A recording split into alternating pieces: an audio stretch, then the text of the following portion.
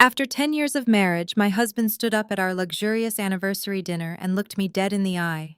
He did not raise his glass to toast our decade together. Instead, he dropped divorce papers on the table and announced he had been sleeping with my younger sister for 2 years. When she rubbed her belly and fake cried about carrying his child, they expected me to break down. They had no idea I was already 10 steps ahead. My name is Hazel. I am 33 years old, and I work as a forensic accountant for some of the largest corporations in Chicago. My entire career is built on finding hidden truths, tracking stolen assets, and exposing liars who think they are smarter than everyone else. So when the people closest to me tried to pull off the ultimate betrayal, they forgot exactly what I do for a living. Before I continue this story, let me know where you are watching from in the comments below. Hit like and subscribe if you have ever had to stand up to a toxic family who completely underestimated your worth. The private dining room at one of Chicago's most exclusive Michelin-starred restaurants was supposed to be a celebration. It was my 10th wedding anniversary with Carter.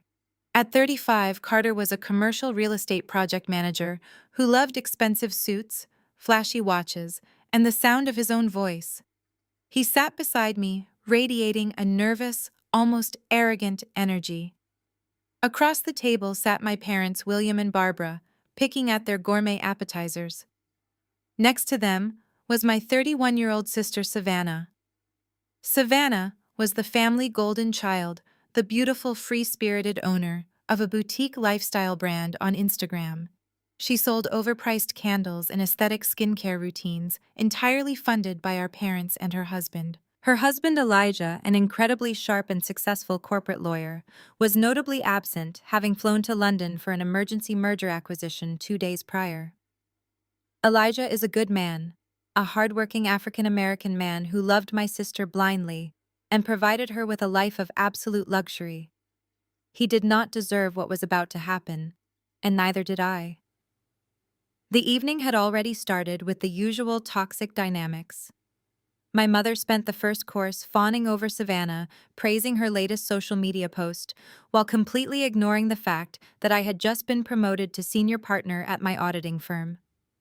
My father chimed in, agreeing that Savannah had a true gift for aesthetics, while complaining that my job talking about spreadsheets and financial crimes was too depressing for dinner conversation. I was used to this. I was the boring, workaholic daughter. Savannah was the star. Then the main course was cleared away, and Carter tapped his crystal champagne flute with a silver fork. The delicate ringing sound cut through the low hum of classical music playing in the background. My parents immediately stopped talking, their faces lighting up with anticipation. I watched Carter stand up and adjust his custom Italian suit jacket. I assumed he was going to give a speech about our decade together, about the home we built, or the future we planned. Instead, he reached into his leather briefcase resting on the floor. He did not pull out a gift. He pulled out a thick manila envelope and tossed it onto the pristine white tablecloth. It landed right next to my plate with a heavy thud. Hazel, Carter said, his voice completely devoid of warmth. "I am not doing this anymore. I want a divorce." The silence in the private room was absolute. My mother gasped softly, but it did not sound like genuine shock. It sounded rehearsed. I looked down at the envelope, then up at the man I had shared my life with for 10 years. Before I could process the legal documents sitting next to my wine glass, Carter reached across the table. He took Savannah by the hand. He held my sister's hand right in front of me, his fingers intertwining with hers, as if this was the most natural thing in the world. He stood there with his chest puffed out, a man convinced he had won some imaginary prize. "Savannah and I are in love," Carter announced, his chin raised in defiance. "We have been together for 2 years. Real love. Not the cold, sterile roommate situation you and I have, Hazel. Savannah makes me feel alive." Savannah let out a perfectly timed, trembling sob. She dabbed at her dry eyes with a linen napkin, looking at our parents for validation rather than at me. She wore a smug, subtle smile beneath her fake tears, a look I had seen 1,000 times when we were children, and she managed to steal my favorite toys. I am so sorry, Hazel Savannah whispered, though her tone lacked even a fraction of genuine remorse. We tried to fight it, we really did. But we are soulmates. And well, we cannot hide it anymore. She paused for dramatic effect, moving her free hand to rest gently on her flat stomach. I am pregnant, Hazel. I am carrying Carter baby. 2 years. A pregnancy. My husband and my sister. To a normal person, this would be the moment the world collapses. This would be the moment of screaming, throwing wine, flipping tables, and weeping uncontrollably. But I am not a normal person. I am a forensic accountant. My brain does not process betrayal through immediate grief. It processes it through data. My mind instantly cataloged the last 24 months. The late nights, Carter claimed he was stuck at the real estate firm finalizing zoning permits. The sudden influx of designer handbags Savannah showed off on her social media, which her small candle business definitely could not afford. The times Elijah mentioned how much his wife was traveling for brand inspiration. The numbers clicked into place like a perfectly balanced ledger.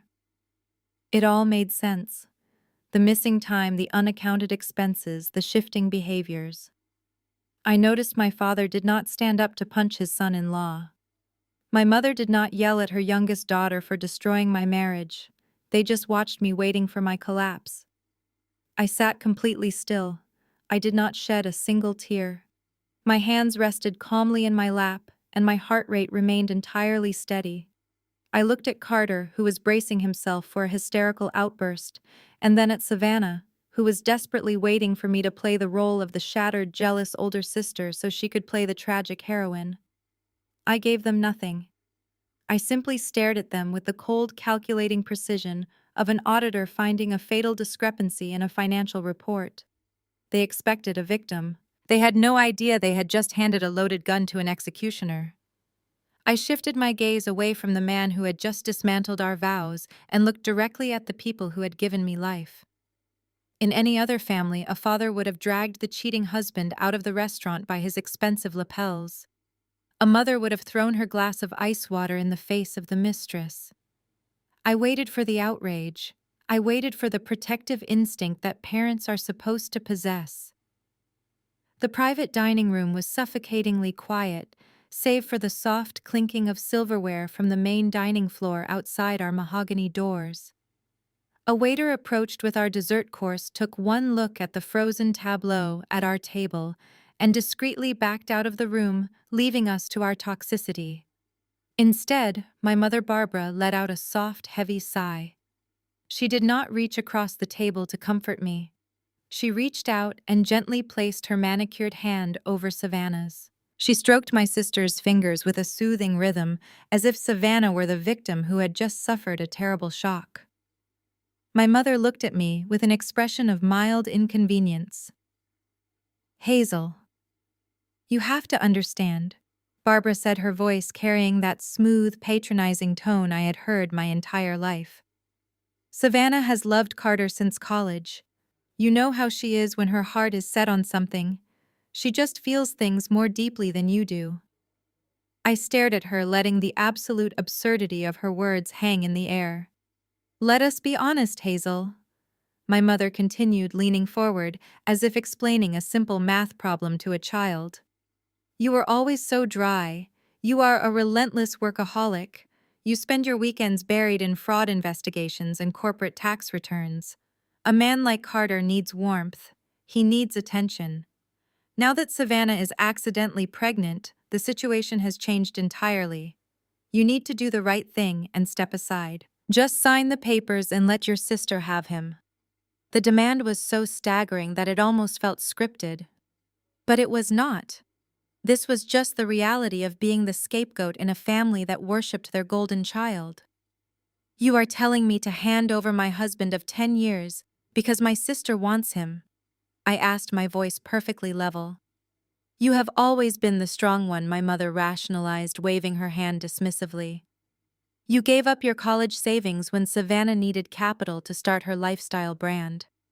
You let her take the master suite at the lake house because she needed the natural light for her social media photos. Savannah has a fragile heart. You know she struggles with anxiety. You always adapt. This is no different. You can survive on your own. You have your spreadsheets and your corporate clients. Savannah is delicate. She needs a provider. She has a baby on the way now. My father William cleared his throat. He adjusted his silk tie, refusing to meet my eyes directly. He was a man who cared about exactly two things: his membership at the country club and his public image. He poured himself another glass of expensive red wine, acting as though we were discussing a minor business transaction, rather than the destruction of my marriage. "Your mother is right, Hazel," my father said in his booming, authoritative voice. "Do not make a fuss about this. We are a respected family in Chicago. We cannot have a public scandal ruining our reputation." I looked at the man who was supposed to protect me. "Your daughter just announced she has been sleeping with her sister's husband for 2 years," I said flatly. "And your biggest concern is a scandal." My father slammed his hand flat against the table, making the crystal glasses rattle. "Yes, exactly," he snapped. "Do you have any idea what will happen if Elijah finds out about this? Elijah is a ruthless corporate lawyer. He is one of the most powerful attorneys in the city. If he discovers Savannah has been sleeping with Carter, he will destroy her in divorce court. He will cut off her credit cards and drag this family name through the mud. A scandal like this would ruin her brand. Her followers look up to her perfect life with Elijah. We have to manage this transition smoothly so she does not lose everything." The twisted logic was breathtaking. They were not angry that Savannah had destroyed my marriage. They were terrified that Elijah, the wealthy African-American lawyer who funded Savannah's lavish lifestyle, would find out he was being betrayed. They wanted me to fall on my sword to protect Savannah's financial security until she could safely transition to Carter. They wanted Elijah to keep paying the bills until Carter was ready to take over the financial burden. "You will sign the papers." Carter prepared, my father commanded, pointing a thick finger at me. "You will move out of the house. You will keep this completely quiet. If anyone asks, you will simply say you and Carter grew apart because of your demanding career. You will not drag your sister down just because you failed to keep your husband happy." I watched the three of them form a united front against me, a united front of narcissism and delusion.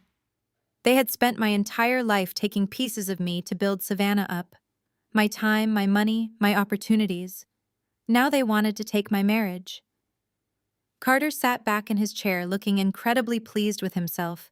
He actually smirked. He had played his cards knowing exactly how my toxic parents would react. He knew they would shield Savannah from any consequences. He knew they would demand I take the blame. They wanted me to pack my bags, disappear into the shadows, and let them play out their perfect blended family fantasy. They expected me to not apologize for being a bad wife and quietly exit the stage. I looked at the divorce papers sitting on the table. Then I looked at Savannah, who was still rubbing her stomach with that pathetic manufactured innocence. Then I looked at my parents, who were staring at me with cold, expectant eyes. They really thought I was the same obedient girl who used to sacrifice her own happiness just to keep the peace. They thought my silence meant submission. They thought because I did not scream, I was surrendering. They forgot that I am a forensic accountant. I do not scream. I do not throw tantrums. I collect evidence. I build cases. I dismantle my targets brick by brick until they have absolutely nothing left. Carter aggressively pulled back his chair, the legs scraping loudly against the polished hardwood floor of the private dining room. He adjusted his cuffs and looked down at me with an expression of supreme boredom. He was entirely finished playing the part of my husband. Now he was just a man eager to start his new life with his shiny new prize. "Come on, Savannah," Carter said, his voice oozing with a sickeningly sweet protective tone he had never once used with me. "We need to leave. The doctor is waiting for us at the premium prenatal clinic, and I do not want to keep him waiting. Our baby deserves the absolute best care." Savannah practically bounded out of her chair, holding her perfectly flat stomach, as if she were protecting a delicate treasure. My mother Barbara beamed at the sight, rushing to hand Savannah her designer cashmere coat. My father William gave Carter a firm nod of approval, entirely dismissing my presence. Carter reached into his tailored jacket and pulled out his leather wallet. He slid out our joint platinum credit card and tossed it onto the table. The plastic clattered against the fine china landing right next to my untouched wine glass. "You handle the bill," Hazel Carter ordered, his tone dripping with condescension. "Consider it a final parting gift from me. After all, I know you do not make enough at your boring little desk job to cover a dinner like this. Take care of the check, and then pack your things before I get home tonight." I looked down at the joint card. I did not say a word. A few seconds later, the waiter entered our private room, carrying a sleek black leather folio. He approached me with a polite bow and presented the bill. I glanced at the bottom line. $4,000 exactly. My father and Carter had ordered 3 bottles of vintage Bordeaux to celebrate Savannah's expanding brand earlier in the evening, and the imported caviar had certainly added up. I picked up the joint card Carter had thrown at me and placed it on the silver tray. The waiter smiled and walked over to the portable payment terminal resting on a side table. He swiped the card. A sharp negative beep echoed through the silent room. The waiter frowned and swiped it again. Another harsh beep. "I am terribly sorry, sir," the waiter said, turning to Carter with an apologetic expression. "The card has been declined." Carter froze. His arrogant smirk instantly vanished. My father stopped midway through putting on his coat, turning around with a deep scowl. "What do you mean declined?"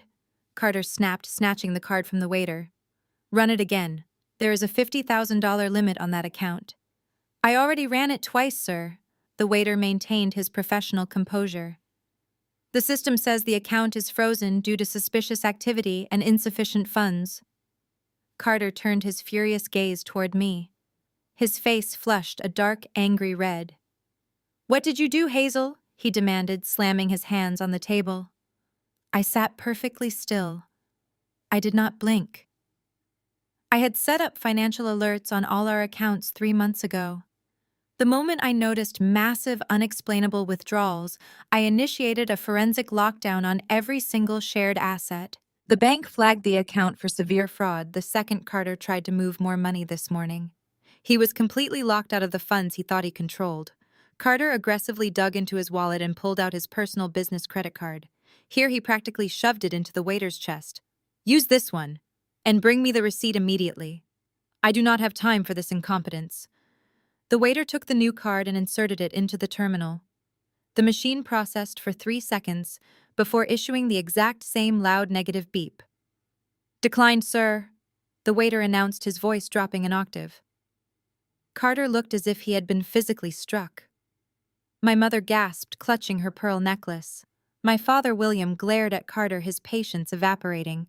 "Carter, what is the meaning of this?" my father demanded. "You cannot even pay for a celebratory dinner."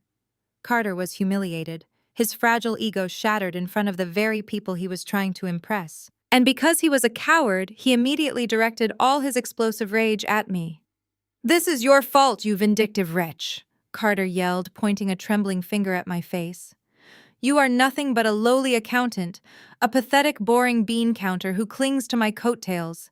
You have lived off my real estate commissions for 10 years. You have zero ambition. You are just a jealous, bitter woman trying to sabotage me because you cannot keep a real man satisfied. You are worthless, Hazel." His insults bounced off me like rain on concrete. He was projecting his own financial ruin onto me. He truly believed he was the primary breadwinner. He truly believed my job as a forensic accountant was just pushing papers for a meager salary. He had never bothered to ask about my promotions, my equity shares, or my client roster. I did not argue with him. I did not raise my voice to defend my honor.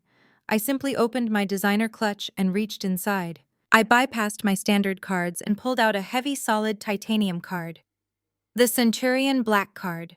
It is an invitation-only card reserved for the top 1% of high-net-worth individuals. It requires a massive annual spending minimum and an initiation fee that costs more than Carter's luxury car. He had never seen it before because I kept my actual wealth entirely separated from his reckless spending. I placed the heavy black metal onto the silver tray. The solid clink of the titanium hitting the metal tray echoed loudly in the room. Carter's eyes darted to the card. His jaw went slack. He recognized the sleek design instantly. His real estate clients often bragged about having one, but he had never qualified for it himself. The waiter took the black card with wide eyes. He tapped it against the terminal. A soft, pleasant chime filled the air. Approved instantly. Where did you get that? Carter stammered, his voice suddenly hollow and weak. How do you have that card? I signed the receipt, leaving a generous tip for the waiter. I picked up my clutch and stood up from the table, smoothing the invisible wrinkles from my tailored dress. I looked at Carter, whose face was now pale with a sickening realization. I looked at Savannah, who was staring at the black card as if she had just seen a ghost. I looked at my parents, who were completely paralyzed by the sheer display of silent, overwhelming power. I did not answer Carter's question. I did not owe a thief and a liar any explanations about my financial dominance. I stepped away from the table, leaving the signed receipt next to Carter's useless, declined plastic cards. I turned my back on all four of them and walked out of the private dining room, the heavy mahogany doors closing softly behind me. I left them standing there, utterly speechless, suffocating in their own humiliation. The drive home was a silent glide through the illuminated streets of Chicago. I parked my car in the garage of the townhouse I had purchased entirely with my own corporate bonuses 5 years ago. Carter always liked to pretend we bought it together, but my name was the only one on the deed. I walked inside, shedding my tailored coat, and tossed my keys onto the entryway console. The house was perfectly quiet. There were no tears burning my eyes. There was no urge to smash framed wedding photos or scream into a pillow. Grief is a luxury for people who do not have a war to win. I had a war to win, and my battlefield was made of digital ledgers and offshore routing numbers. I walked straight into my home office and locked the door. I poured myself a single glass of cold water, set it on my desk, and woke up my custom-built workstation. 3 high-definition monitors flickered to life, casting a harsh blue glow across the dark room. It was time to go to work. Carter thought he was a mastermind. As a commercial real estate project manager, he dealt with massive budgets and complex contracts every day. He naturally assumed that gave him the upper hand in financial literacy. He completely forgot that I audit executives twice his caliber for a living. I track missing billions for international conglomerates. His clumsy attempts to hide marital assets were like a toddler trying to finger paint over a masterpiece. I logged into our secure financial portal using the administrative backdoor I had established months ago. I had been monitoring his erratic spending for a while, but tonight I needed the exact coordinates of his most recent theft. Earlier today, the bank had flagged his attempt to move a massive sum of money, which triggered the freeze I had weaponized at the restaurant. Now I needed to see exactly where the initial hemorrhage had gone. My fingers flew across the mechanical keyboard, pulling up the joint savings account. The balance glared back at me in stark red numbers. He had drained exactly $150,000 just 48 hours ago. This was money we had supposedly earmarked for a future investment property. Instead, he had wired it out in 3 separate, highly calculated transactions to avoid immediate daily reporting limits. I traced the wire transfers. They did not go to a standard checking account. Carter had funneled the money into a newly registered limited liability company. I ran a quick search on the State Registry of Corporations. The LLC was created just 2 weeks ago. The registered agent was a cheap online legal service, but a forensic accountant knows exactly how to peel back those corporate veils. I ran a cross-reference on the tax identification number and the associated mailing address. The address led directly to a luxury real estate brokerage firm. I hacked my way through public property records and pending title transfers in the county database. It took me less than 20 minutes to find the exact match. Carter had used our $150,000 as a cash down payment on a sprawling hidden mansion in a highly exclusive suburban gated community. I pulled up the pending deed of trust. I leaned back in my ergonomic chair and took a slow sip of water. The buyer listed on the official property deed was not the LLC. The LLC was merely the vehicle to transfer the stolen funds. The final legal owner of the multi-million-dollar love nest was listed in plain black and white text. Savannah. He had stolen my money to buy my sister a mansion. Just as the sheer audacity of his crime settled over me, my cell phone began to vibrate violently on the desk. The screen lit up with a barrage of text messages from Carter. He was undoubtedly standing outside the Michelin-starred restaurant, furious, humiliated, and entirely broke. I picked up the phone and read the incoming threats. "You think you are so smart locking my cards? You humiliated me in front of your parents. I am calling my lawyers tomorrow morning. I am taking half of everything we own. Have your bags packed, Hazel. I am forcing the sale of the house. I want my equity." He was demanding half of a house he did not own, using the threat of lawyers he could no longer afford. I did not type a single letter in response. Replying to a narcissist only gives them the oxygen they crave. Instead, I took screenshots of every single threat, every demand, and every insult. I uploaded the images directly to a secure encrypted cloud folder labeled Divorce Evidence. He was busy throwing a digital temper tantrum while I was actively assembling a federal fraud case against him. I placed the phone face down on the desk and looked at the clock on my computer monitor. It was approaching midnight in Chicago. That meant it was nearly 6 in the morning in London. Elijah was a man of extreme discipline. As a high-powered corporate attorney navigating international mergers, he woke up at 5 every morning to review contracts and hit the hotel gym before his boardroom meetings. I knew he would be awake. I knew his mind would be sharp. I picked up my phone again and bypassed my messages, opening my international calling application. I scrolled down to Elijah's contact and pressed dial. The line rang exactly twice before the connection clicked open. Hazel. Elijah answered, his voice crisp, deep, and entirely alert. "It is past midnight in Chicago. Are you all right?" I appreciated his immediate situational awareness. He did not waste time with pleasantries. He knew a phone call at this hour meant an anomaly in the system. "I am perfectly fine, Elijah," I replied, my tone matching his professional cadence. "But I need you to listen to me very carefully. You need to book the next available first-class flight out of Heathrow and return to Chicago immediately." The line was silent for a fraction of a second. I could hear the faint sound of traffic from the London streets in the background. When Elijah spoke again, his lawyer instincts had fully engaged. "Give me the summary, Hazel," he demanded, his voice dropping into a dangerous, serious register. "Your wife and my husband have been having an affair for the past 2 years," I stated, delivering the facts without a single ounce of emotional fragility. "Carter just announced it at our anniversary dinner. Savannah is claiming she is pregnant with his child." I heard a sharp intake of breath on the other end of the line. Elijah was a formidable man, a brilliant African-American attorney who had fought tooth and nail to reach the top of the corporate legal ladder. He provided Savannah with a life of absolute privilege, and she had repaid him with the ultimate betrayal. Before Elijah could process the emotional blow, I delivered the financial kill shot. "That is not the only reason you need to come home." "Elijah?" I continued, pulling up the wire transfer receipts on my screen. "Carter just drained $150,000 of my money. He funneled it through a shell company to put a down payment on a luxury mansion.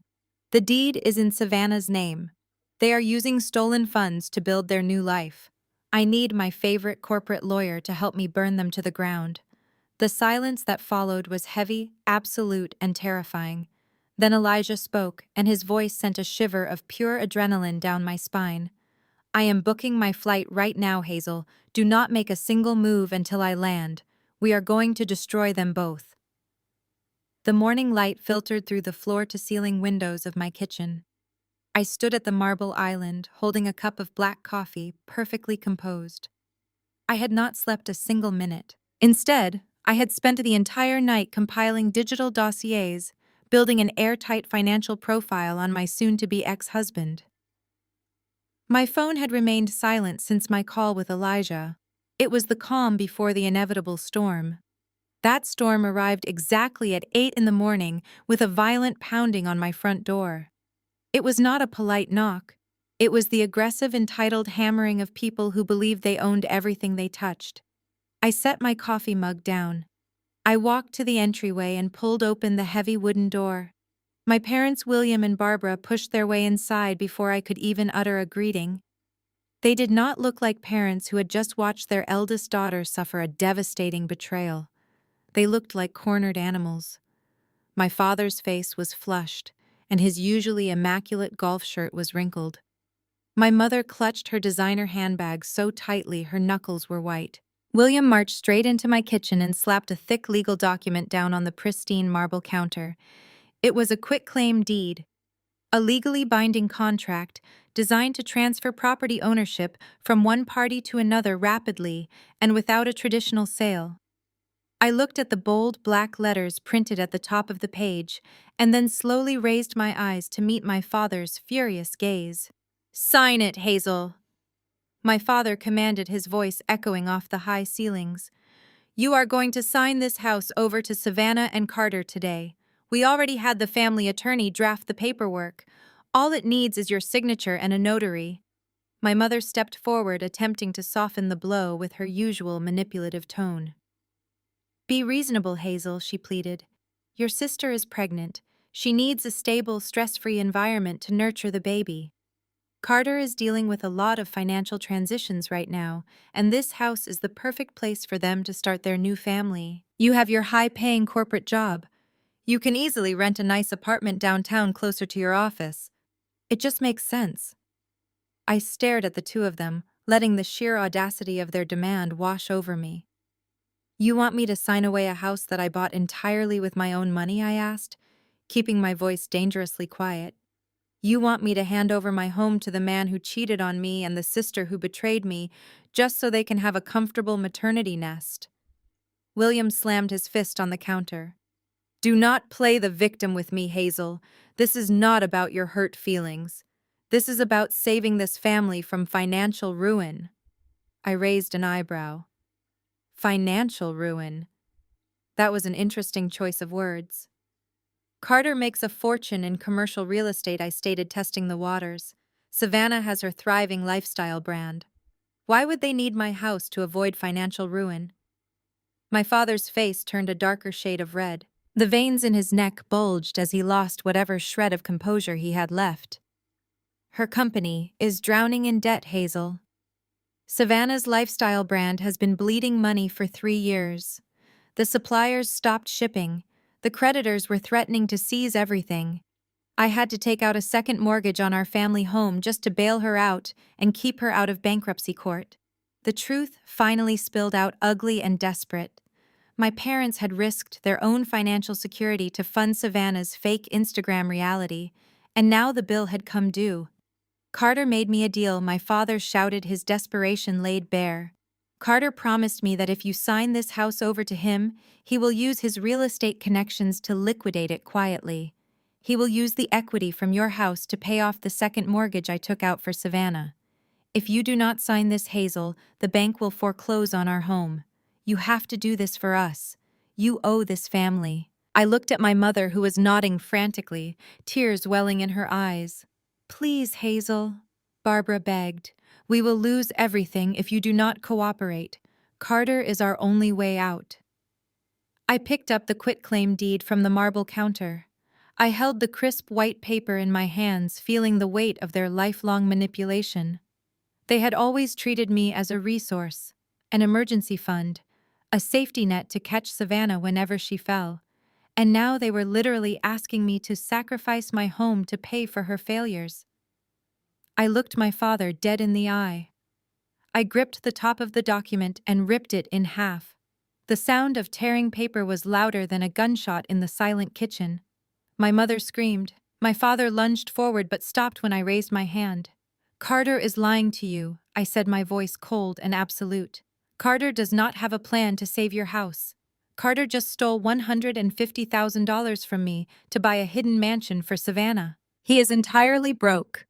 He wants this house because his own bank accounts are currently frozen by a federal fraud alert that I initiated last night. He is using you, just like Savannah has used you her entire life. William stared at me, his mouth opening and closing in shock. I pointed toward the front door. "Get out of my house," I commanded.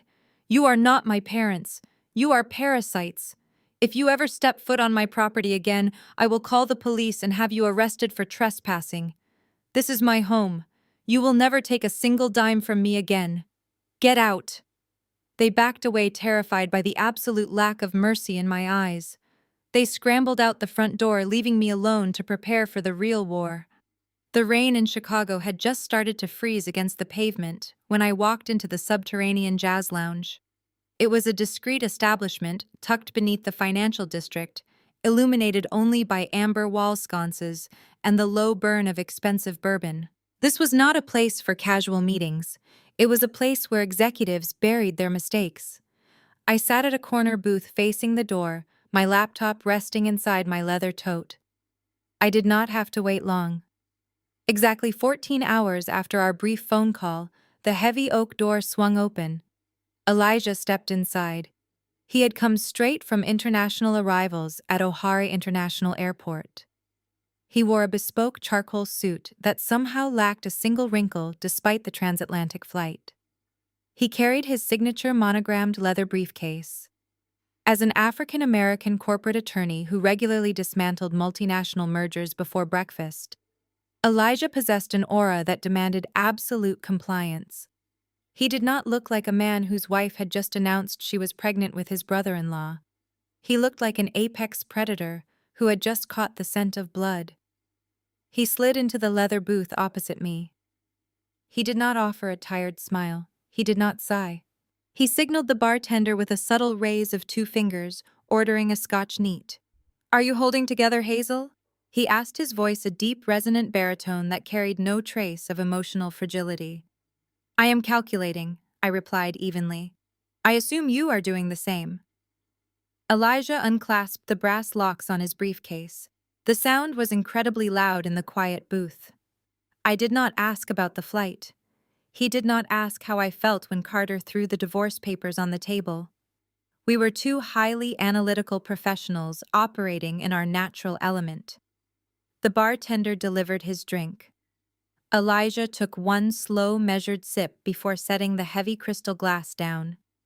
He reached into his briefcase and pulled out a thick manila folder, placing it squarely between us. "You told me Carter used $150,000 of your money to put a down payment on a house for Savannah," he stated, locking his dark, piercing eyes onto mine. "You said the deed was registered to a shell company." I nodded, pulling my own printed dossier from my tote bag and sliding it across the table to him. "Here are the routing numbers, the wire transfer receipts, and the registered property deed. Savannah is the sole owner of record. My parents came to my house this morning trying to force me to sign over my primary residence to cover the tracks. They claimed Savannah's lifestyle brand is bankrupt, and my father took out a second mortgage to save her from creditors." Elijah scanned the documents with terrifying speed. A cold, humorless smile touched the corner of his mouth. "Her company is not bankrupt, Hazel. It has been functionally insolvent for 16 months. I stopped injecting capital into her vanity project last year when I realized she was using the business accounts to fund luxury hotel stays. She claimed she was scouting aesthetic locations for product shoots." He pushed my documents aside and opened his own folder. He spread a series of high-wealth bank statements across the dark polished wood of our table. "I knew Savannah was vain," Elijah said, his voice dropping an octave, chilling the air around us. "I knew she was selfish. I accepted her flaws because I believed she was grieving. I gave her endless grace because of what happened 3 years ago." My chest tightened. 3 years ago, Savannah and Elijah had lost their first child, a boy who passed away just hours after birth due to a severe congenital heart defect. It was the only time I had ever seen Savannah truly devastated. Elijah had been a ghost of a man for months. To honor their son, Elijah had established a private memorial trust fund intended to eventually build a pediatric cardiology wing at the local children's hospital. Look at the highlighted transactions, Hazel, he commanded, pushing a specific bank statement toward me. I looked down at the paper. As a forensic accountant, I can read a financial statement the way a musician reads sheet music. I traced the flow of capital. The account listed was the Memorial Trust Fund. Several massive withdrawals had been executed over the past 8 months. The funds were routed through Savannah's personal business account, disguised as vendor payments, and then immediately transferred out. I followed the paper trail to the final vendor receipt. My blood ran completely cold. It was a receipt from an elite Swiss watchmaker. The purchase was a custom platinum Rolex timepiece, the exact same platinum Rolex that Carter had been flaunting at family dinners for the past 6 months. Carter had claimed it was a bonus from his real estate firm. She raided our dead son's memorial fund to buy her lover a watch, Elijah stated. Every word he spoke felt like a heavy stone dropping into a dark well.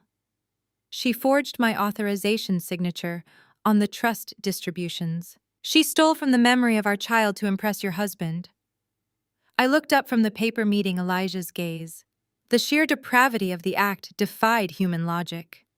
Savannah had always been spoiled and entitled, but this was a descent into absolute sociopathy.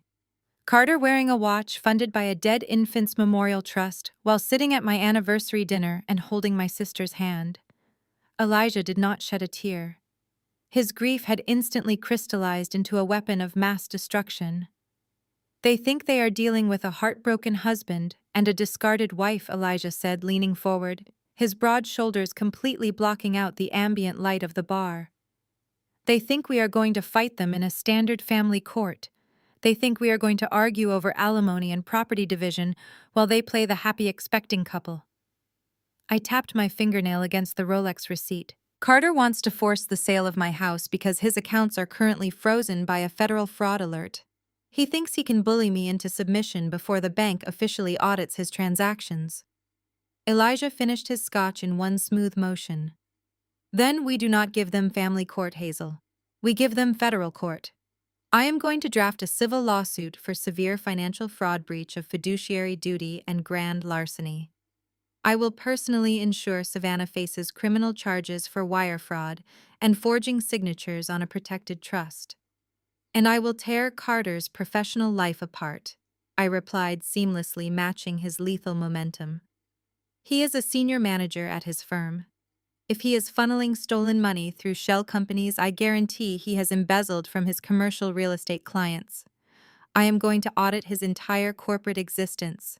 I will hand his board of directors a complete dossier of his financial crimes. We sat there in the dim light of the underground lounge, a perfect alliance forged in the fires of ultimate betrayal. There was no need for comforting hugs or sympathetic platitudes.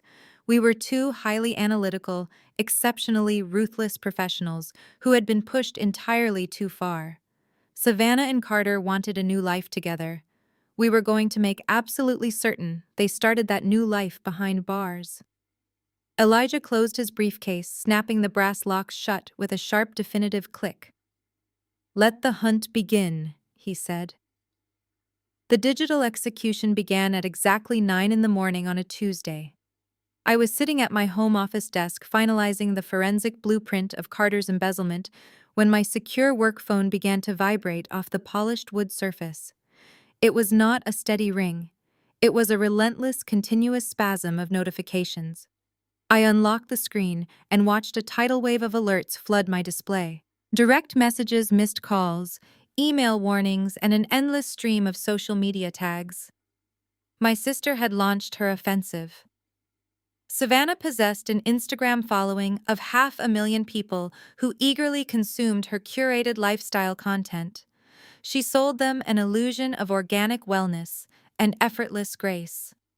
Today, she was selling them a tragedy. I opened the application and found her latest post already sitting at 250,000 views. The video was a masterclass in psychological manipulation. Savannah sat on a plush cream-colored sofa bathed in soft morning light. She wore an oversized knit sweater that swallowed her small frame, making her look fragile and defenseless. Her perfectly styled hair was slightly messy to convey authentic distress. There was no makeup on her face save for a subtle redness around her eyes. She looked directly into the camera lens and let a single perfect tear roll down her cheek. "I need to speak my truth," Savannah whispered into the microphone, her voice trembling with manufactured bravery. "For years, I have watched someone I love be systematically destroyed by emotional abuse. I have watched my sister Hazel break a good man down until there was nothing left but a shell." I leaned back in my ergonomic chair, analyzing her performance. She did not mention Elijah. She completely omitted the fact that she was a married woman cheating on her own devoted husband who financed her entire existence. Instead, she painted a horrifying portrait of me. She described me as a cold, calculating tyrant who treated my marriage like a corporate dictatorship. She claimed I restricted Carter's finances, tracked his every move, and punished him for showing any emotion. When Carter came to me for a shoulder to cry on, we just wanted to survive. Savannah continued, clasping her hands over her heart. We were two broken people finding solace in each other. It was not an affair, it was a rescue. We saved each other from a life of absolute misery. And now that we are expecting a miracle baby, Hazel is using her corporate power to freeze our accounts and leave us homeless. She finished the video by begging her followers for prayers and support, asking them to send positive energy to her new family. She never explicitly told her followers to attack me. She did not have to. She knew exactly how mob mentality worked on the internet. She had weaponized her audience, pointing them directly at my life like a loaded weapon. The fallout was instantaneous and utterly vicious. The comment section was a war zone of misplaced righteous indignation. Thousands of strangers who knew absolutely nothing about my life were calling me a monster, a narcissist, and a corporate psychopath. They called for my utter destruction. They praised Savannah for her bravery and lauded Carter as a survivor of domestic abuse. Within an hour, the digital mob escalated their tactics. Someone leaked my professional profiles. Then they found my employer. My firm is one of the most prestigious forensic accounting and audit partnerships in the country. We deal with international tax law and corporate fraud. Reputation is the absolute currency of our business. Savannah's followers descended upon our company pages like a swarm of locusts. They began review bombing the firm across every major platform. Hundreds of one-star reviews flooded in within minutes. "Do not trust this firm. They employ Hazel, a known domestic abuser," read one furious review. "Hazel uses her accounting skills to financially ruin innocent people. Fire her immediately, or we will boycott your clients," read another. The firm's switchboard was jammed with angry callers demanding my immediate termination. My managing partner, a ruthless corporate veteran, sent me a single urgent email requiring my presence in a crisis management meeting the following morning. Savannah was not just trying to ruin my reputation. She was actively trying to incinerate my career. She wanted to strip away the only thing she thought gave me power, so I would be forced to submit. Right on cue, my personal cell phone lit up with an encrypted text message. It was Carter.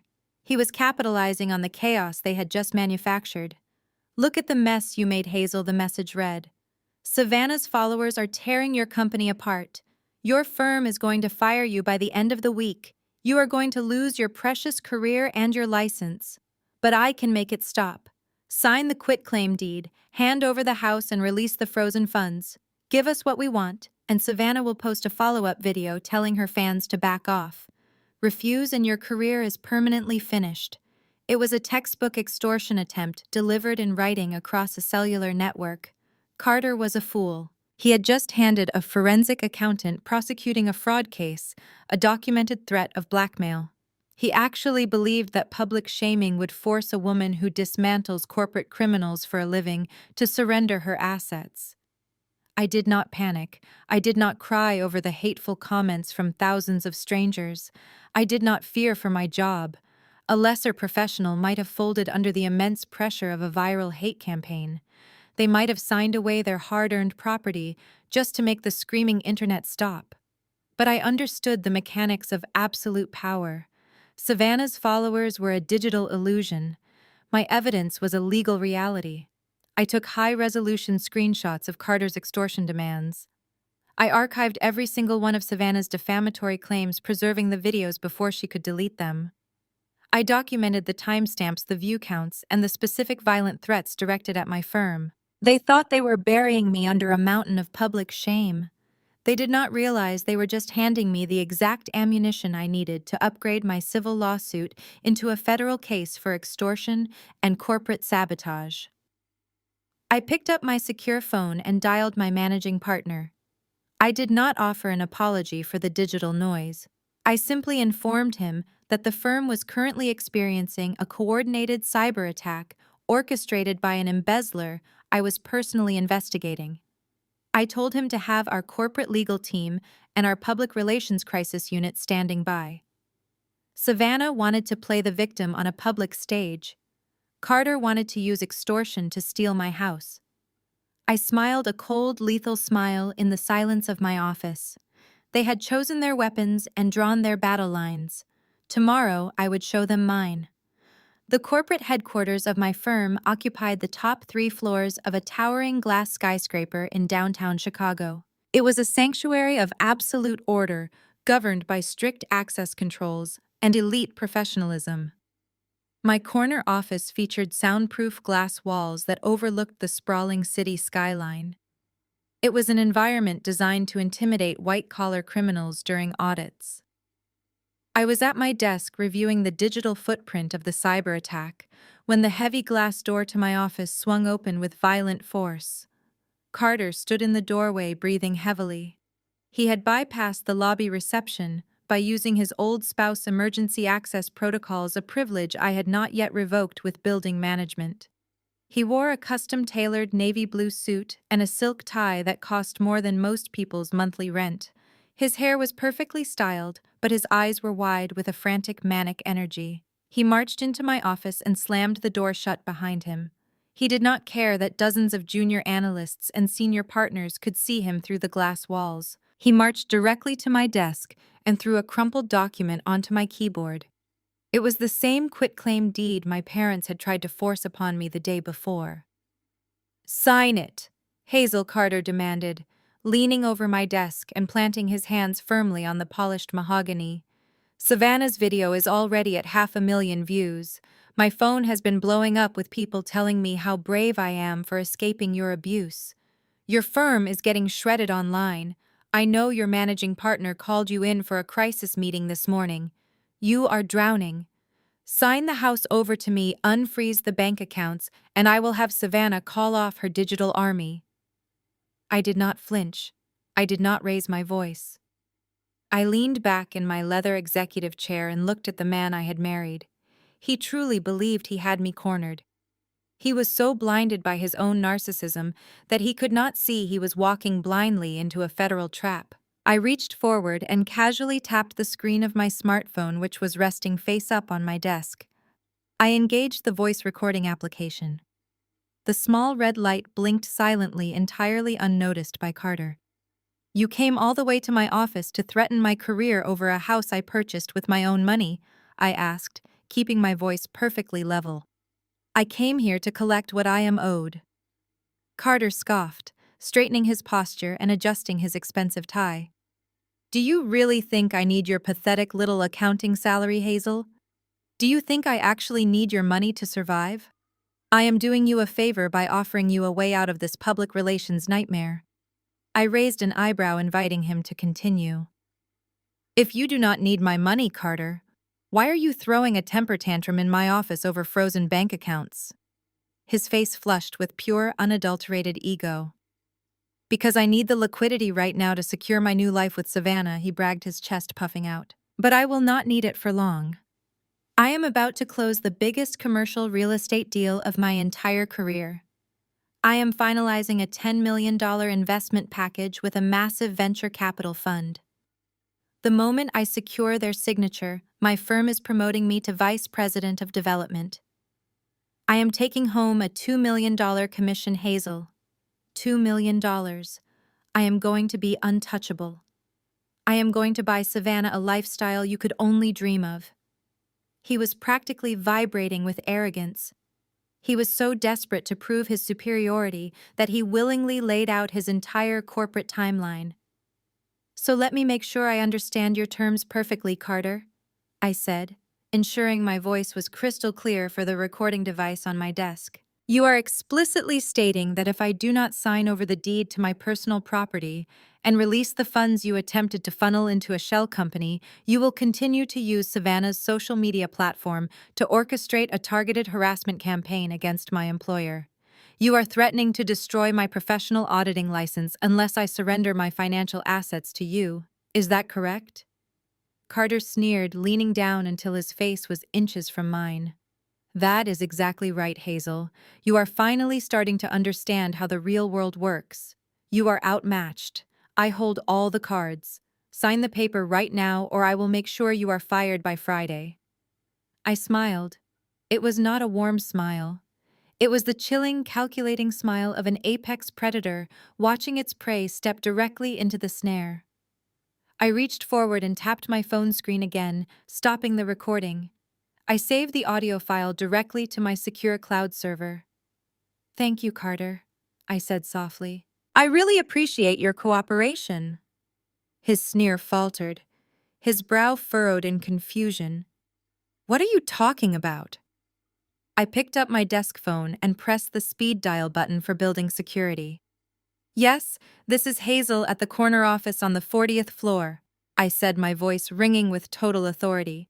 "We have a hostile trespasser in my office making active extortion threats. I need an extraction team immediately."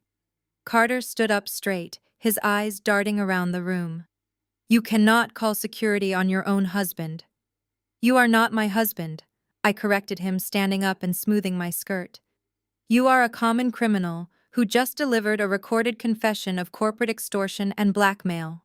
Before Carter could even process the catastrophic mistake he had just made, the heavy glass door of my office swung open. 3 large security guards wearing tactical uniforms marched into the room. They did not ask questions. They recognized my authority as a senior partner and immediately moved to neutralize the threat. "Sir, you need to vacate the premises immediately," the lead guard stated, stepping between Carter and my desk. Carter panicked. He puffed out his chest, trying to salvage his pride. "Do not touch me. I am an executive. I am a future vice president. You have no idea who you are dealing with." He made the fatal error of shoving the security guard. The physical altercation lasted less than 3 seconds. 2 guards grabbed Carter's arms, twisting them securely behind his back, while the third guard grabbed him by the collar of his custom-tailored suit. "Get your hands off me!" Carter screamed, his face turning purple with absolute rage and humiliation. "Hazel, tell them to let me go. I will ruin you. I will take everything from you." I stood silently behind my desk, watching the spectacle unfold. Outside my glass walls, dozens of my colleagues, junior analysts, senior auditors, and corporate partners had stopped working. They were all standing at their desks, watching Carter thrash and scream like a feral animal. The security team dragged him forcefully out of my office. His expensive leather shoes scrambled uselessly against the carpet as they hauled him down the main corridor. He shouted obscenities, threatening to sue the building, threatening to destroy my firm, threatening everyone in his path. He looked entirely unhinged. He looked exactly like the deranged, abusive partner he and Savannah had falsely accused me of being. The entire corporate floor watched in stunned silence as the so-called successful real estate executive was thrown into the service elevator like a common vagrant. I picked up the crumpled quitclaim deed he had left on my keyboard. I dropped it directly into the shredder, listening to the satisfying mechanical hum as the blades chewed the document into worthless confetti. Carter thought he had walked into my office as a conqueror. He had just been thrown out onto the Chicago streets as a trespasser, and he had handed me the exact audio evidence I needed to put him in a federal prison. The night wrapped around Chicago like a dark velvet shroud. Inside my home office, the ambient temperature felt like a server room. 3 high-definition monitors illuminated the space with streams of raw financial data. Elijah sat across from me in a tailored armchair, perfectly still, his sharp eyes tracking the numbers scrolling across the secondary display. He had shed his suit jacket hours ago, but his posture remained as rigid and commanding as it was in a corporate boardroom. We had spent the last 6 hours cross-referencing the shell corporation Carter had registered. My husband thought he was a financial genius for using an online legal service to mask his identity. But anonymity is an illusion when you are being hunted by a forensic accountant and a top-tier corporate lawyer. Elijah handed me a fresh cup of black coffee. His hand did not shake. We were not grieving spouses. We were an execution squad preparing a lethal injection of federal evidence. Look at the capitalization structure of the LLC, Elijah instructed, pointing a long finger at the middle monitor. You tracked the $150,000 he drained from your joint savings account. You proved he used that exact amount for the initial earnest money deposit on the mansion. But the final closing documents show a cash purchase of $1.2 million. Savannah is listed as the sole owner with zero mortgage contingencies. Where did Carter get the remaining $1 million to close the deal in cash? That is exactly the anomaly I am chasing, I replied, taking a sip of the bitter coffee. Carter makes a lucrative salary, but he spends it faster than he earns it on custom suits and luxury car leases. He does not have $1 million in liquid capital. He had to pull it from an external source. My fingers danced across the mechanical keyboard. I accessed a specialized public records database used by elite auditing firms to track commercial real estate transactions. I pulled the specific property deed and isolated the title company's final settlement statement. I needed to see the exact routing numbers that wired the remaining balance into the closing account. When the digitized document rendered on my screen, I zoomed in on the wire transfer receipt. I memorized the 9-digit bank routing number and the truncated account identifier. I opened a parallel window and ran a reverse search through a commercial banking directory. The results populated instantly. My breath caught in my throat. The sheer magnitude of Carter's stupidity was breathtaking. Elijah! I said, my voice dropping to a low, dangerous register.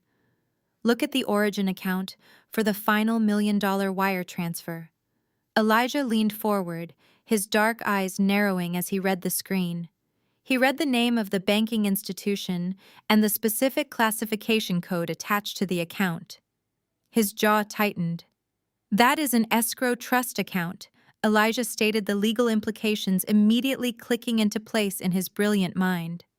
That is a protected commercial account used specifically for holding client funds during massive real estate acquisitions. I nodded, my heart pounding with the cold thrill of an absolute checkmate. It is not just any escrow account, I confirmed. I cross-referenced the corporate identification number attached to the wire. That account belongs to Carter's employer. It is the primary client holding fund for his commercial real estate firm. We sat in stunned silence for 10 seconds. The puzzle pieces violently snapped together, revealing a picture of staggering criminality. Carter was a senior project manager. He had administrative access to incoming client deposits for major commercial developments.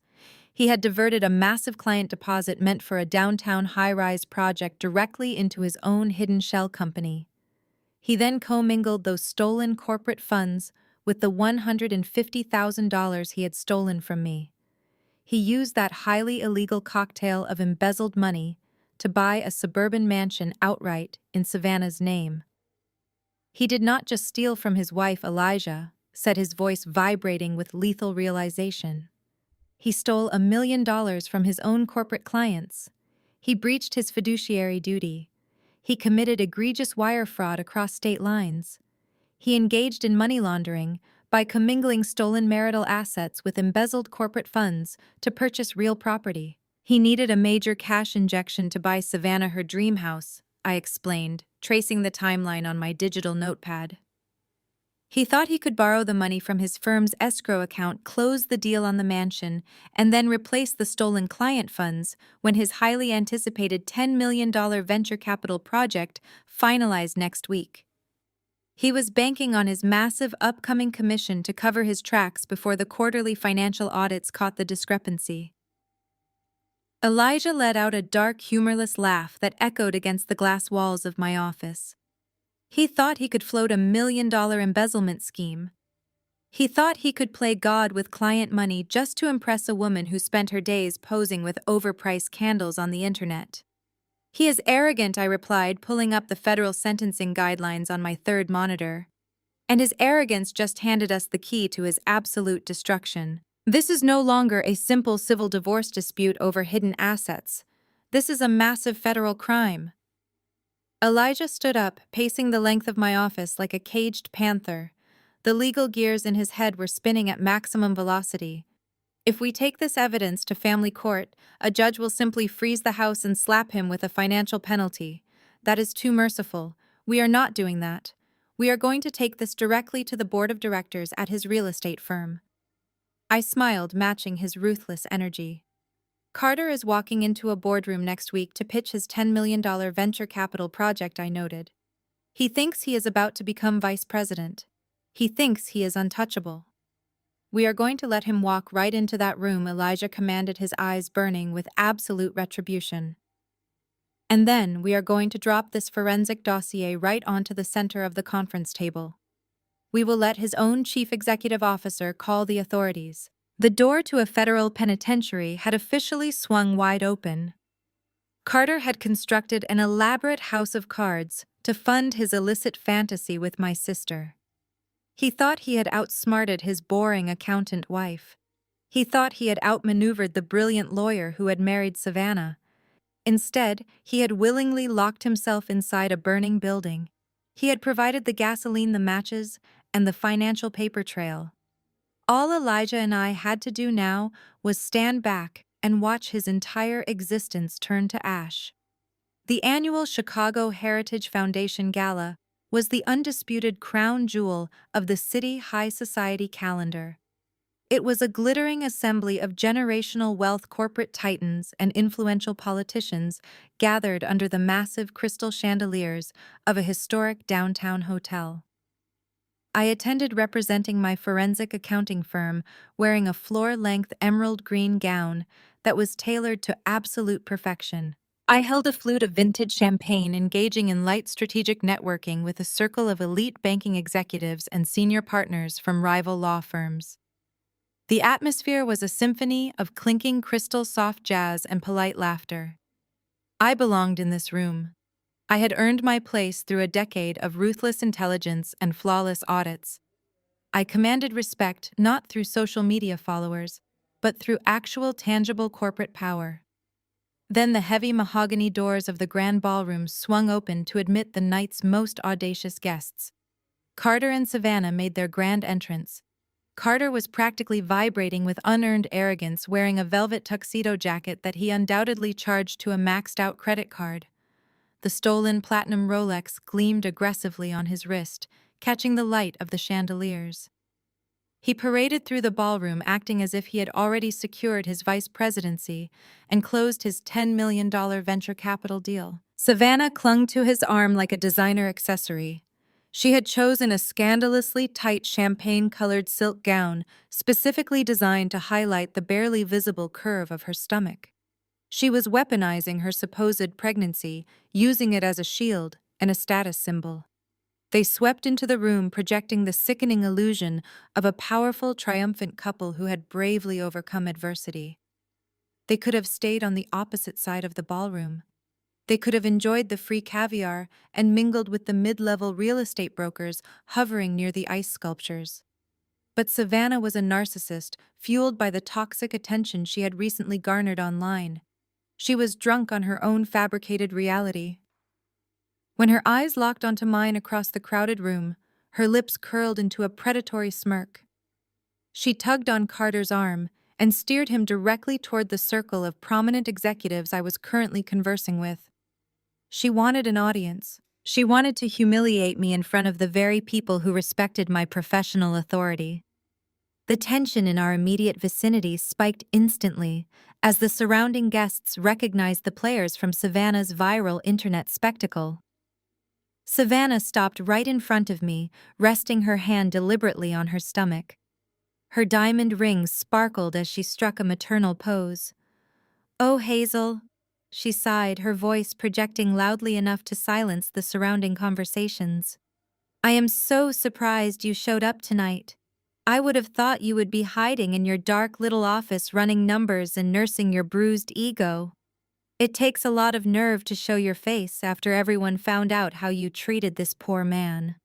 Carter stood beside her, puffing out his chest, looking entirely pleased with his new trophy. He adjusted his stolen watch and shot me a look of pure condescension. I took a slow sip of my champagne, perfectly unfazed by their theatrical display. Savannah leaned in closer, her fake sympathy dripping with absolute venom. "It is a real shame you are so obsessed with your career, Hazel." Savannah mocked, her voice carrying across the quieted circle of executives. "Look at you, 33 years old, entirely alone, and totally barren. You are just a dry, empty tree, incapable of giving a man what he actually needs. You spent your whole life calculating numbers, but you forgot how to be a real woman. It takes a real woman to build a family." I guess Carter finally realized he needed someone who could actually bear fruit. Several executives around us visibly flinched at the sheer cruelty of the insult. To attack a woman over her fertility in a crowded ballroom was an egregious breach of high society etiquette. It was tasteless, classless, and entirely pathetic. Carter smirked boldly, wrapping his arm around Savannah's waist and kissing her temple in a disgusting display of solidarity. They waited for me to shatter. They expected me to throw my champagne in her face, to scream, to cry, or to flee the ballroom in absolute humiliation. They wanted a chaotic public meltdown they could immediately post on social media to further cement my status as an unstable, jealous ex-wife. I did not spill a single drop of my drink. I did not raise my voice a fraction of a decibel.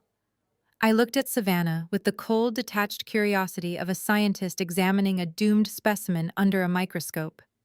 I stepped directly into her personal space, effortlessly dominating the physical dynamic. The air between us turned to solid ice. I leaned in so close that I could smell the expensive designer perfume she had bought using stolen memorial trust funds. I maintained direct, unbroken eye contact, locking her into a gaze that offered absolutely zero mercy. "You should really enjoy the feeling of that expensive silk against your skin tonight, Savannah." I whispered, my voice a lethal, velvet purr meant only for her ears. "You should soak in all this glamorous attention and drink the free champagne while you still can. Because after the federal authorities review the wire fraud and money laundering documents, I just handed over that tight silk dress is going to be confiscated as evidence. The only outfit you will be allowed to wear for the next 10 years is a loose-fitting, neon orange jumpsuit." Savannah's arrogant smirk vanished instantly. All the color drained from her perfectly contoured face, leaving her looking like a terrified ghost. Her hand dropped limply from her stomach as a violent shudder racked her small frame. She understood the weight of my words. She knew I did not make empty threats. Carter frowned, oblivious to the nuclear bomb I had just detonated in his lover's ear. I pulled back, gave them both a polite, devastatingly calm smile, and seamlessly turned back to the banking executives to finish our conversation regarding corporate tax structures. I left them standing in the middle of the glittering ballroom, paralyzed by the silent, terrifying promise of their impending destruction. The glass and steel monolith of Apex Holdings dominated the Chicago skyline. It was a fortress of institutional wealth where multi-million-dollar transactions were executed before lunch. Carter stepped out of a black town car, staring up at the towering structure with a mixture of absolute desperation and unbridled greed. Today was the pinnacle of his entire professional existence. He was walking into this building to secure a $10 million commercial real estate investment. Closing this specific deal was the only thing keeping him out of a federal penitentiary. He needed the $2 million executive commission to secretly replenish the corporate escrow account he had illegally drained. If he secured the signature today, he could replace the stolen client funds before his firm's quarterly financial audit next week. He would be promoted to vice president, and his financial crimes would remain entirely buried. He did not come to this execution alone. Savannah walked right beside him, her arm looped possessively through his. She had insisted on coming to the corporate headquarters to witness his ultimate moment of glory. She wore a tailored white designer dress paired with a trench coat draped elegantly over her shoulders, playing the role of the supportive, wealthy future wife. She wanted to be in the room when the ink dried on the contract, so she could immediately post a carefully curated photo to her 500,000 followers. She wanted to brag about her brilliant, successful partner, who was providing her with an empire. She was entirely oblivious to the fact that her dream house was currently a crime scene waiting to be raided. They marched through the expansive marble lobby, projecting the illusion of absolute invincibility. Carter adjusted the stolen platinum Rolex on his wrist, using it as a talisman of false confidence. His heart was hammering a frantic rhythm against his ribs, but he forced a smooth, arrogant smile onto his face. He had spent the last 72 hours dodging calls from his personal bank, dealing with the frozen accounts I had initiated. He was functionally bankrupt, operating entirely on credit and stolen time. But in his delusional mind, all of that was about to vanish. One signature from the Apex Holdings managing director was all it took to erase his sins. The private elevator shot them up to the penthouse executive level. Carter pulled Savannah close, kissing her forehead. "This is it, baby," he whispered, his voice thick with anticipation. $10 million. Once they sign this paperwork, we are completely untouchable. Hazel can play all the little accounting games she wants with our joint checking accounts. I am about to bring home a $2 million check. We are going to furnish the new mansion and never look back. Savannah smiled brightly, resting her hand on her stomach. "You are so brilliant, Carter." She praised him, feeding his massive ego exactly what it craved. "I cannot wait to see the look on the faces of those executives when you close this deal." The elevator doors slid open, revealing a reception area that screamed absolute corporate dominance. The floors were polished black obsidian, and the walls were lined with modern art that cost more than Carter's entire fake portfolio. A receptionist in a sharp charcoal suit greeted them and immediately escorted them down a long, quiet corridor. Carter walked with his chest puffed out, treating the highly paid corporate staff like common servants. He was already acting like he owned the building. He was completely blind to the fact that Apex Holdings did not hand out $10 million investments without running a microscopic forensic background check on the project manager. They were ushered into the VIP waiting room situated just outside the main executive boardroom. Carter's own chief executive officer and two senior partners from his real estate firm were already sitting there waiting for their golden boy to arrive. They stood up and shook Carter's hand, clapping him on the back. They were banking heavily on this contract. The firm needed this capital injection, and they had put all their faith in Carter's ability to close the negotiation. Carter introduced Savannah to his bosses, presenting her as his soon-to-be wife. The older executives smiled politely, completely unaware that the man shaking their hands had just embezzled $1 million of their own client funds to buy this woman a house. Carter opened his leather briefcase and pulled out the glossy presentation folders. He arranged the contracts, smoothing the heavy paper with trembling fingers. He was sweating under his custom suit jacket. The pressure of the impending audit was a tightening noose around his neck, but he pushed the fear down into the dark corners of his mind. He focused entirely on the prize. He had rehearsed this pitch 100 times. He knew every zoning law, every projected profit margin, and every demographic statistic of the commercial property he was selling. He believed his charisma was completely bulletproof. He believed he could charm a stone into giving him money. The heavy, frosted glass doors of the main boardroom finally swung inward. An executive assistant invited the group to enter. Carter took a deep breath, squared his shoulders, and walked into the room like a conquering hero, leading his chief executive officer and his pregnant mistress into the arena. The boardroom was massive, featuring a spectacular panoramic view of the Chicago skyline and a dark mahogany conference table that stretched 20 feet across the room. Several high-level directors from Apex Holdings were already seated along the sides of the table, reviewing financial portfolios in absolute silence. Carter directed his bosses to take their seats on the right side of the table, while Savannah took a designated guest chair near the back of the room, crossing her legs and preparing to watch her lover secure their fraudulent future. Carter strode directly to the front of the presentation area. He set his briefcase down and connected his tablet to the massive digital display screen mounted on the wall. He projected a flawless image of confidence ready to deliver the performance of his lifetime. He looked down the length of the long mahogany table toward the head chair. The large leather executive chair at the very head of the table was turned completely around, facing the floor-to-ceiling windows overlooking the city. The managing director of Apex Holdings, the final decision-maker who controlled the $10 million signature, was already sitting there waiting in silence. Carter smiled, adjusting his tie one last time. He cleared his throat, ready to command the room, ready to secure his $2 million lifeline, and permanently escape the consequences of his spectacular betrayal. He opened his mouth to speak, completely unaware that he had just walked willingly into a flawlessly executed financial slaughterhouse. The heavy leather executive chair at the head of the long mahogany table slowly rotated. The mechanism was completely silent, but the movement commanded the immediate attention of every single person in the room. The morning sun filtered through the floor-to-ceiling windows, casting a sharp, illuminating glow across my face as I turned to face the presentation area. I sat there wearing a pristine, tailored charcoal suit, my posture immaculate, my hands resting calmly on the polished wood surface before me. Carter froze.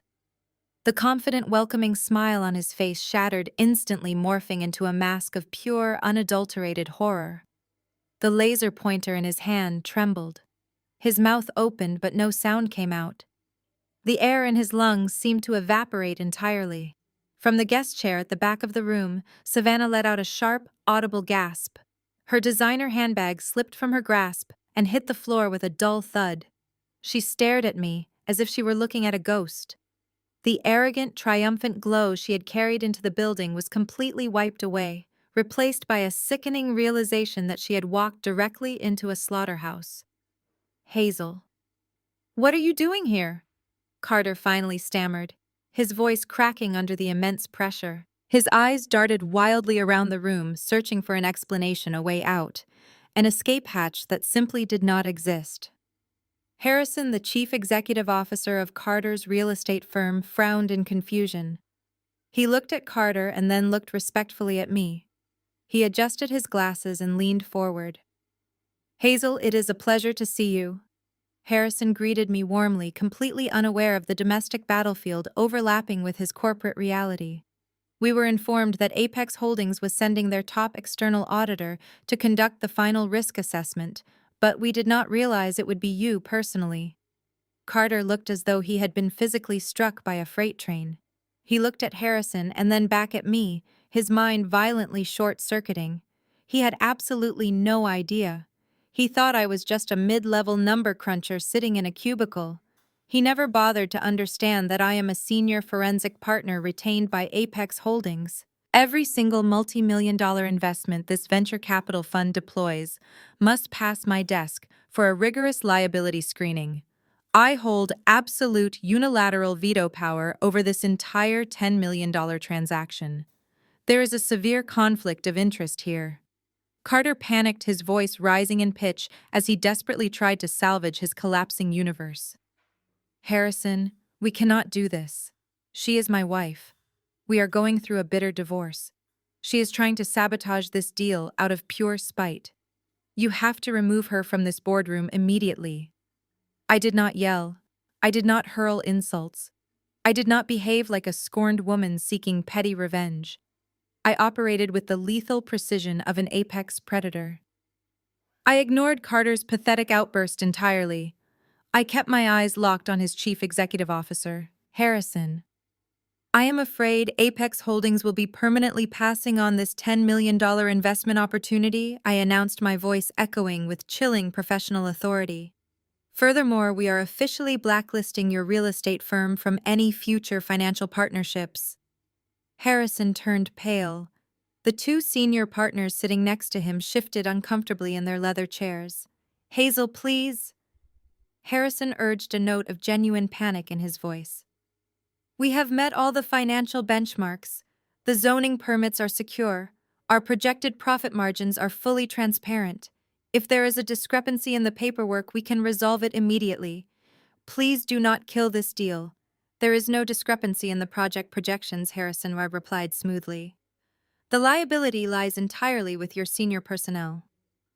I picked up the thick, heavy manila folder I had compiled with Elijah the night before. It contained every wire transfer, every offshore routing number, and every piece of damning evidence regarding the stolen client funds. I slid the dossier straight down the center of the long mahogany table. It glided across the polished wood and came to a hard stop directly in front of Harrison. I recommend you open that file, Harrison, I instructed coldly.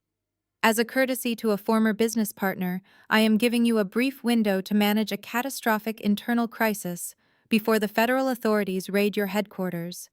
Harrison opened the folder with shaking hands. The senior partners leaned in closely to inspect the documents. I watched their eyes scan the highlighted bank statements. I watched their professional composure completely disintegrate as they read the routing numbers attached to their own corporate escrow accounts. Your senior project manager bypassed your internal security protocols 72 hours ago, I explained, detailing the crime with surgical accuracy. He accessed your primary commercial holding fund. He initiated an unauthorized wire transfer draining exactly $1 million of protected client deposits. He funneled that stolen capital through a newly registered shell company and commingled it with $150,000 he embezzled from my personal savings account. Carter gripped the edge of the presentation podium, his knuckles turning white. He was hyperventilating, sweating through his custom suit jacket.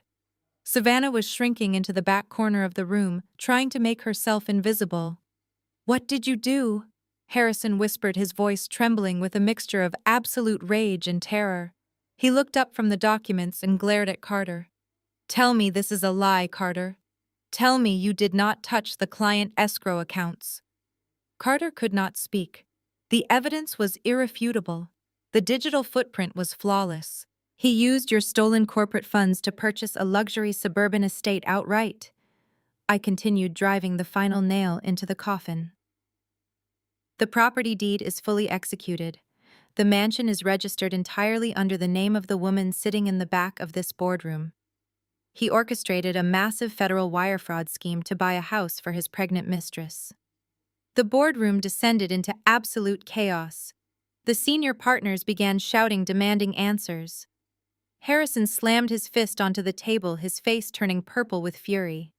He realized instantly that his firm was facing a multi-million-dollar lawsuit, a massive public relations disaster, and the potential loss of their operating licenses. Carter had not just ruined his own life, he had jeopardized the entire company. "You are done, Carter," Harrison roared, standing up and pointing a trembling finger at him. "You are completely finished. I am calling the building security to detain you, and then I am calling the police. You are not leaving this room." I sat back in my leather chair, watching the absolute destruction of the man who thought he could discard me like trash. I did not have to raise a hand against him. I had simply handed the truth to the people he had betrayed. The trap had sprung flawlessly, locking him inside a nightmare of his own creation. Harrison slammed his hands on the mahogany table with enough force to rattle the crystal water pitchers. The sound snapped the last thread of Carter's fragile composure. "You are officially terminated," Harrison roared, his voice bouncing off the panoramic windows. "Effective immediately. You are stripped of your title, your equity, and your access to our corporate network. Hand over your company phone and your keycard right this second." Carter fumbled in his pockets, his hands shaking so violently he could barely grip his own device. He tossed the phone onto the table, his breath coming in ragged, shallow gasps. "Harrison, listen to me," Carter pleaded, his voice cracking into a pathetic whine. "I can fix this. I just need a few days. If we can secure a bridge loan, I can replace the escrow funds before the quarterly reporting. Nobody else has to know." "Nobody else has to know," Harrison repeated, his face contorting with absolute disgust. "You stole $1 million of client money to buy a house for your mistress. You brought a federal crime directly to my doorstep. There is no fixing this, Carter. You are going to prison." The two senior partners sitting next to Harrison were already on their phones, whispering frantic instructions to their legal team to freeze all internal servers. The $10 million deal with Apex Holdings was dead and buried. Carter's grand illusion of becoming vice president had evaporated into thin air. Before the building's security could even arrive to escort him out, the heavy frosted glass doors of the boardroom swung open. It was not a receptionist. 4 individuals wearing dark tactical windbreakers stepped into the room. The bold yellow letters on their jackets spelled out FBI. The Economic Crimes Division had arrived. Elijah had been entirely efficient. When a top-tier corporate lawyer hands a federal prosecutor a perfectly packaged forensic dossier, complete with routing numbers, offshore shell companies, and signed property deeds, the justice system moves with terrifying speed. A federal judge had signed the arrest warrant before the sun even rose over Chicago. The lead agent, a tall man with a stern, uncompromising expression, stepped forward and flashed his badge. "Carter, you are under arrest for wire fraud, embezzlement of corporate funds, and money laundering. Put your hands behind your back." The metallic clink of handcuffs being unholstered echoed in the deadly silent boardroom. That sound finally shattered Carter's psychological barrier. The reality of his absolute destruction hit him like a physical blow. His legs gave out beneath him. Carter collapsed onto his knees right there on the expensive boardroom carpet. He ignored the federal agents. He ignored his former bosses. He crawled forward on his knees, turning his desperate, tear-filled eyes toward me. The arrogant man who had thrown divorce papers in my face less than 48 hours ago was now weeping at my feet. "Hazel, please." Carter sobbed, the tears streaming down his face, ruining his perfectly styled image. "You have to stop this. You know the people at this fund. You can make this go away. Tell them it is a huge misunderstanding. I will give the house back. I will sign whatever you want. Just do not let them take me to jail." I looked down at him, feeling absolutely nothing. No pity, no sadness, just the cold satisfaction of a balanced ledger. When my silence offered him no salvation, Carter did exactly what cornered cowards always do. He turned on his accomplice. He frantically pointed his handcuffed hands toward the back of the room where Savannah was still cowering in her white designer dress. It was her, Carter screamed, his voice echoing with desperate betrayal. "She made me do it. She told me she was pregnant. She demanded the mansion. She wanted the platinum watches and the luxury lifestyle. She manipulated me, Hazel. She was jealous of your success and she seduced me to get to your money. I never wanted to hurt you. It is all her fault." From the back of the room, Savannah let out a high-pitched shriek of absolute horror. The illusion of their epic romantic love story disintegrated in an instant. The man she had destroyed her marriage for, the man she had paraded around high society, was now selling her out to the federal government without a second thought. Savannah covered her mouth, her eyes wide with the sickening realization that she had tied her fate to a spineless traitor. "You lying coward!" Savannah shrieked back, her carefully crafted innocent persona completely vanishing. "You promised me an empire. You said you were a millionaire." "Shut up!" Carter yelled back at her, struggling against the grip of the 2 federal agents who were now hauling him to his feet. "You ruined my life." I watched the 2 of them tear each other apart. It was a fitting end for a partnership built entirely on theft and deception. They had no loyalty. They had no actual love. They only had their shared greed, and now that the money was gone, they were ready to destroy one another to save themselves. I stood up from my executive chair, smoothing the lapels of my charcoal suit. I picked up my sleek briefcase and opened the brass clasp. I did not pull out a lifeline. I pulled out a single crisp legal document prepared by my own legal counsel. I walked around the mahogany table and stopped right in front of Carter. The federal agents paused, allowing me a final moment with my husband. "You wanted a divorce, Carter," I said, my voice carrying the chill of a Chicago winter. "I am simply expediting your request." I slapped the document directly onto his chest. It was a unilateral divorce petition citing felony convictions, severe financial fraud, and absolute marital abandonment. It stripped him of any right to my assets, my home, or my future earnings. It left him with nothing but his criminal debts and his impending prison sentence. You can review the terms with your public defender, I stated, looking him dead in the eye. Assuming they give you reading privileges in federal prison. Carter sobbed, choking on his own panic, as the agents turned him around and marched him forcefully out of the boardroom. I did not watch him leave.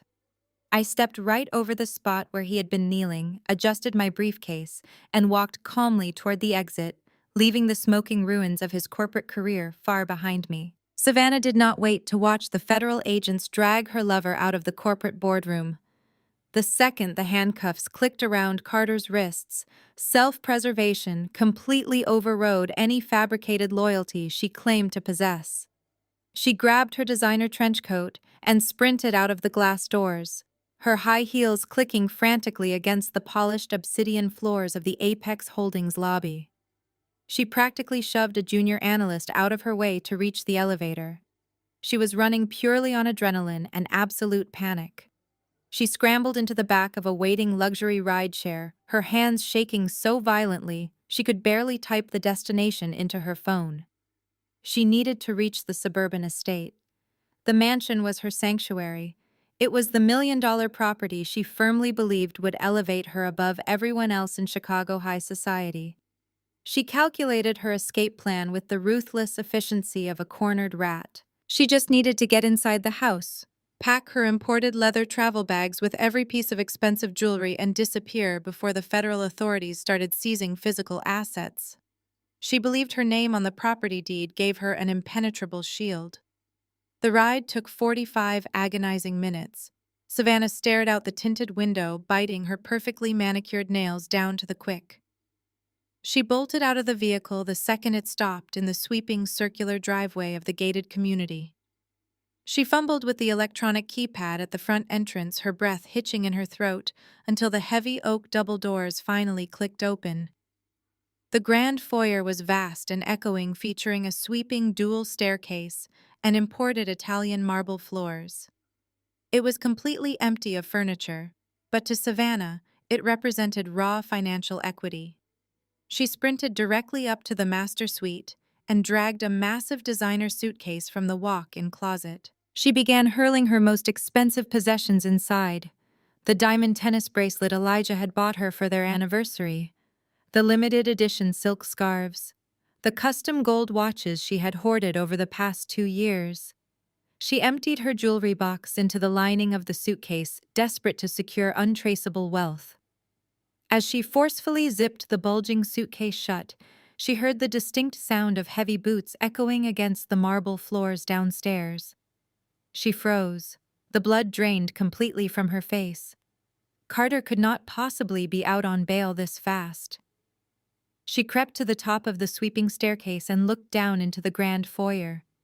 Standing in the center of her stolen sanctuary was Elijah. He wore a razor-sharp black suit, his posture rigid and commanding. He did not look like a heartbroken husband, seeking answers. He looked like an executioner, arriving to carry out a final sentence. Flanking him were 3 uniformed officers, including the county sheriff, whose hand rested firmly near his utility belt. Savannah gripped the mahogany banister, her knees buckling beneath her. She tried to deploy her usual defense mechanism. She tried to play the fragile victim. "Elijah," she whimpered, forcing a desperate sob from her throat as she slowly descended the stairs. "Elijah, thank God you are here. Carter forced me into this. He threatened me.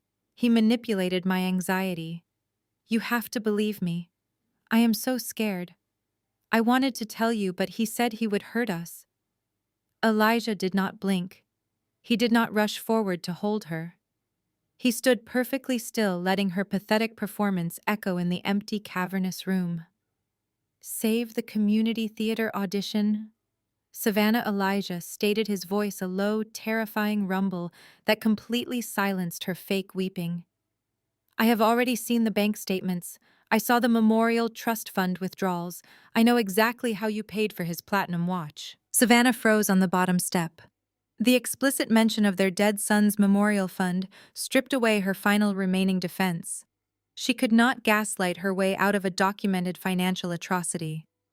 Elijah reached into his tailored suit jacket and pulled out a thick stack of legal documents bound by a heavy brass clip. He did not hand them to her politely. He threw the heavy packet directly at her chest. The documents hit her and clattered to the marble floor, sliding to a stop against her designer shoes.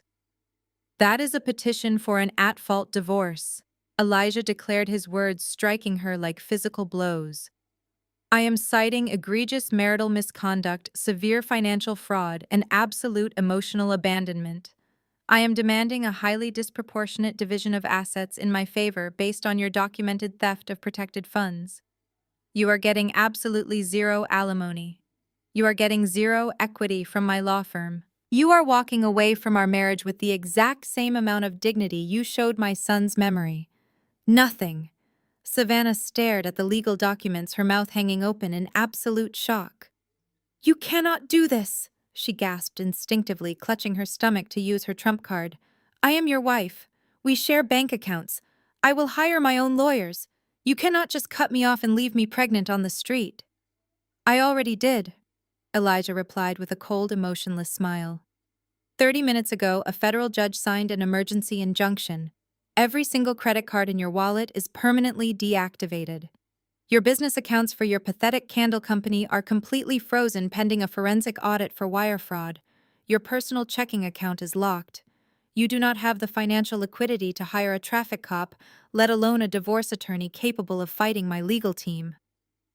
The county sheriff stepped forward, holding a clipboard with a federal seal. "Ma'am, you need to step away from that suitcase," the sheriff ordered, his tone leaving no room for negotiation. "This entire property is now an active federal crime scene tied to a major corporate embezzlement investigation.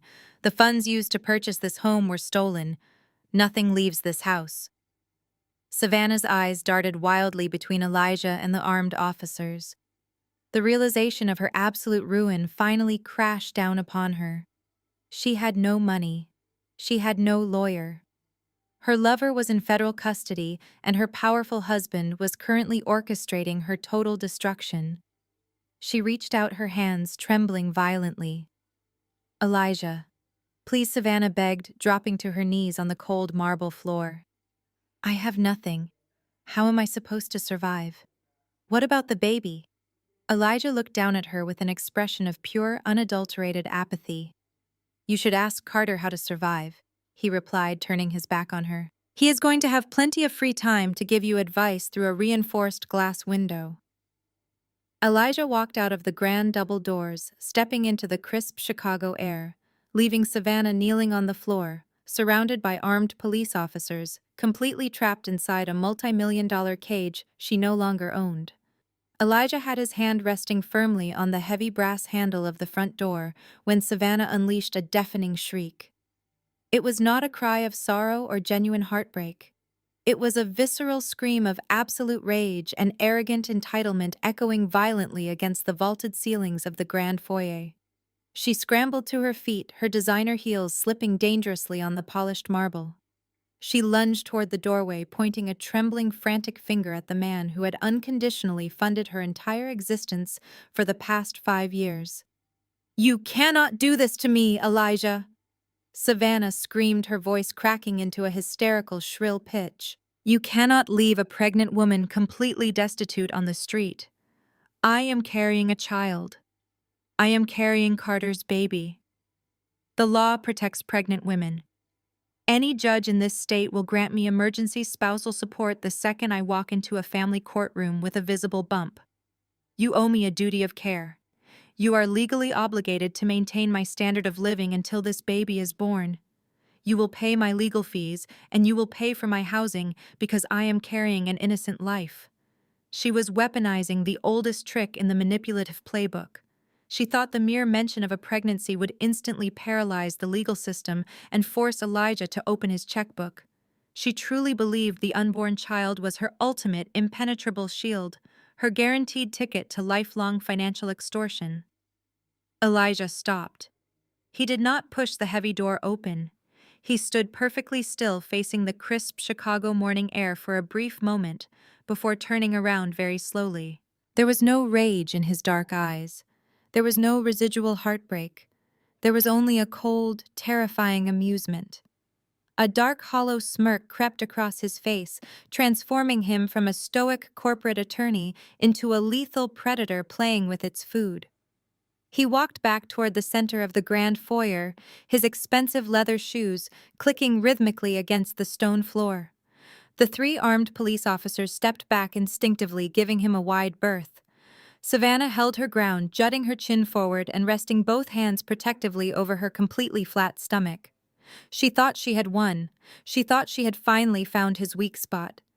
"You really should have remembered who you were dealing with, Savannah," Elijah said, his deep baritone voice slicing through the tense air of the mansion. "You spent the last 2 years sleeping with a commercial real estate manager.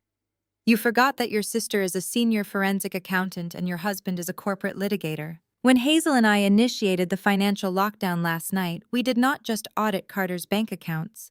We audited his entire existence.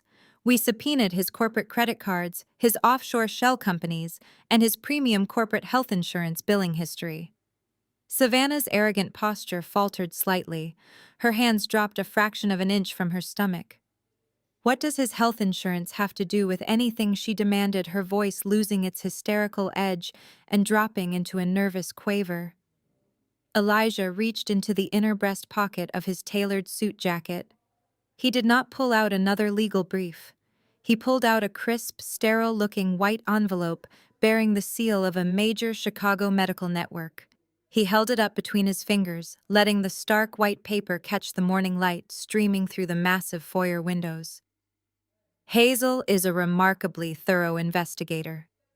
Elijah continued, pacing slowly around Savannah like a shark circling wounded prey. "When she tracks missing assets, she looks at every single outgoing expense.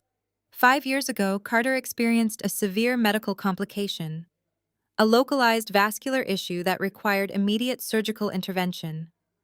The procedure was fully documented, billed directly to his premium healthcare provider, and logged permanently into his medical record." Elijah stopped directly in front of Savannah. He looked down at her with an expression of absolute, unadulterated revulsion. "Carter had a bilateral vasectomy 5 years ago," Savannah Elijah stated, delivering the medical execution with surgical precision.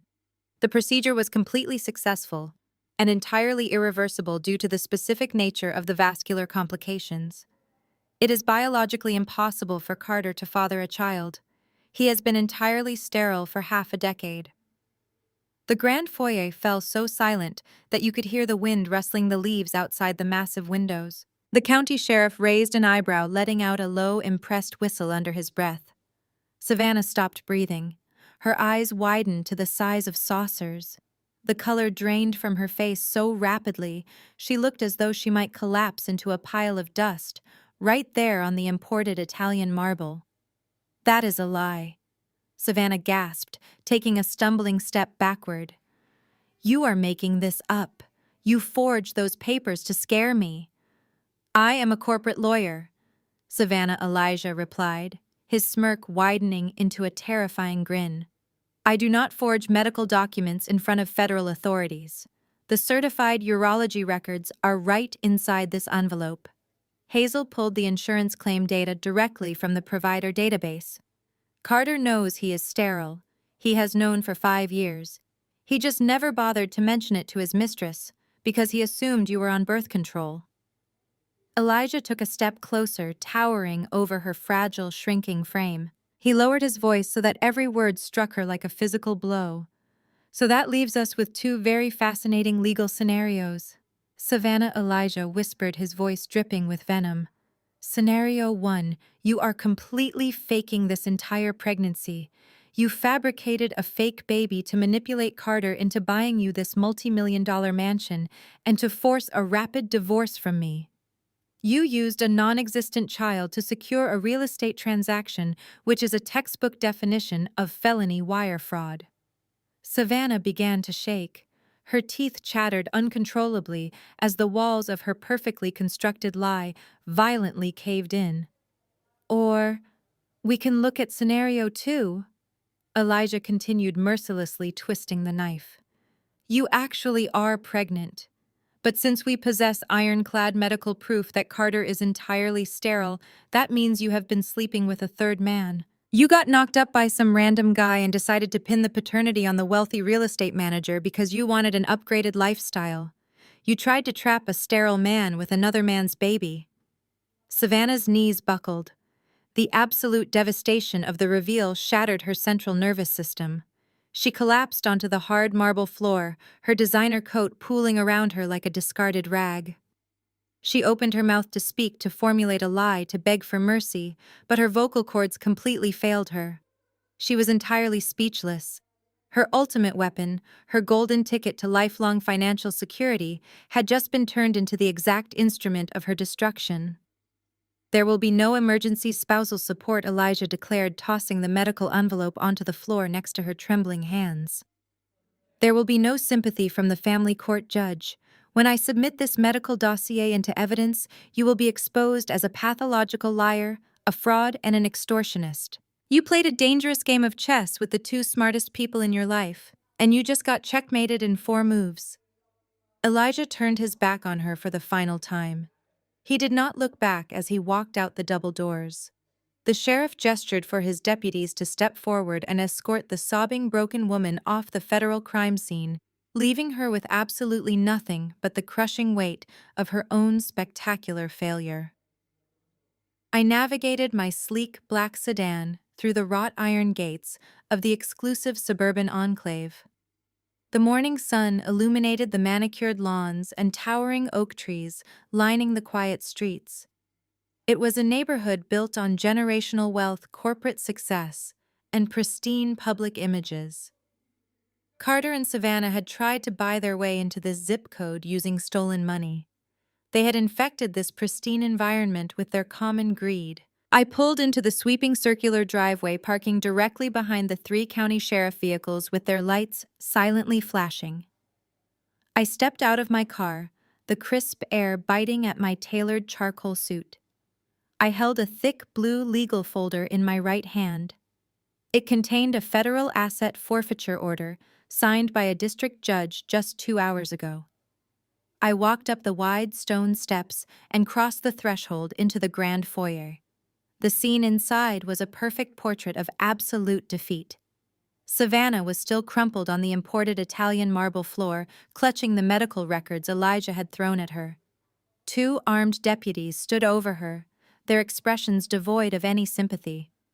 Savannah looked up when my heels clicked against the stone floor. Her expensive mascara was smeared down her cheeks, staining her pale face with dark, ugly streaks.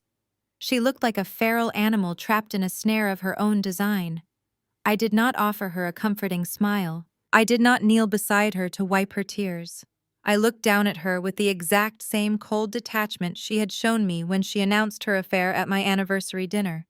I handed the blue folder directly to the commanding sheriff. Here is the expedited federal injunction, I stated, my voice echoing in the cavernous empty house. This document grants immediate authorization to seize this entire property and all physical assets within its perimeters. The capital used to purchase this estate was obtained through a coordinated wire fraud and corporate embezzlement scheme. This house is no longer a private residence. It is an active federal crime scene and a primary asset in an ongoing money laundering investigation. Savannah gasped, scrambling backward on the hard marble floor. You cannot do this, Hazel, she cried, her voice cracking with pure desperation. This is my house. My name is on the deed. Carter bought this for me. You cannot just take it away. Your name is on a fraudulent document purchased with $1 million of stolen client funds and $150,000 of my personal savings, I corrected her, my tone razor sharp. Carter did not buy you an empire, Savannah. He bought you a direct ticket to a federal indictment. Because your name is on that deed, you are now officially listed as a co-conspirator in a major financial crime. The government owns this house now. The government owns the fixtures, the appliances, and the property. And more importantly, the government owns everything you brought inside. Savannah's eyes darted wildly toward the massive designer suitcase she had packed with stolen jewelry and luxury goods. She lunged toward it, her manicured hands grasping desperately at the leather handle. Before she could even pull it an inch, a deputy stepped forward and placed his heavy boot directly on top of the luggage, pinning it to the floor. "Step away from the bag, Mom," the deputy ordered, his hand resting cautiously on his utility belt. As the authorized representative stated, everything on this property is subject to federal seizure. You are not permitted to remove any items. But my jewelry is in there. Savannah shrieked, tears of absolute panic streaming down her face. My clothes, my expensive watches. You cannot leave me with nothing. I need my things. Those are not your things, Savannah, I replied, stepping closer to her trembling form. You bought those luxury goods using the money you stole from Elijah. You drained the memorial trust fund established for your deceased infant son to buy platinum watches and designer silk. Every single item in that suitcase is the product of severe financial fraud. You do not get to walk away with the spoils of your sociopathy. You are leaving this house with absolutely nothing but the clothes you are currently wearing. Savannah sobbed heavily, burying her face in her hands. She thought she had hit absolute rock bottom, but I had one final devastating blow to deliver. I am a forensic accountant, and I do not leave loose ends. I had systematically dismantled her physical wealth, but I also needed to incinerate her digital illusion. While you were busy crying on the floor, I made a highly detailed phone call to the corporate legal department of your favorite social media platform, I announced, watching her head snap up in sheer terror. I provided their fraud division with irrefutable documentation proving that your lifestyle brand was a front for money laundering. I showed them how you use stolen trust funds to artificially inflate your business metrics and purchase fake engagement. They take financial crimes very seriously, especially when it involves their top creators. Savannah scrambled to pull her smartphone from her trench coat pocket. Her hands shook violently as she unlocked the screen and desperately tapped the application icon. She waited for her profile to load. She waited to see her 500,000 followers, her brand deals, and her perfectly curated life. Instead, the screen flashed a stark, aggressive error message. User not found. Account has been permanently suspended for violations of our terms of service regarding fraudulent financial activity. Her entire digital empire had vanished. The 500,000 followers who had attacked me yesterday were gone. Her brand sponsorships were dead. Her carefully constructed public image was completely erased from the internet. She was no longer a wealthy lifestyle influencer. She was just a broke, homeless fraudster sitting on the floor of a confiscated mansion. Savannah let out a hollow, broken wail, clutching the useless piece of glass and metal to her chest. She had nothing left. No rich husband to fund her lifestyle. No stolen mansion to live in. No digital audience to validate her narcissism. She was entirely bankrupt in every conceivable way. The sheriff signaled his deputies. It was time to clear the premises. 2 officers reached down and hauled Savannah to her feet. They did not handle her with care. They treated her like the criminal suspect she was. They guided her firmly toward the grand double doors, giving her no time to beg or plead for mercy. I stood in the center of the majestic foyer, with my hands clasped loosely in front of me. I watched my sister stumble out of the massive front doors wearing a thin designer trench coat and a dress meant to show off a fake pregnancy. She was shoved out into the cold morning air, leaving behind the fake wealth she had tried to build on the ruins of my marriage. The heavy oak doors swung shut behind her with a definitive thud, locking me inside the silent, empty mansion. The surgical strike was complete. I had reclaimed my stolen capital and burned her entirely to the ground.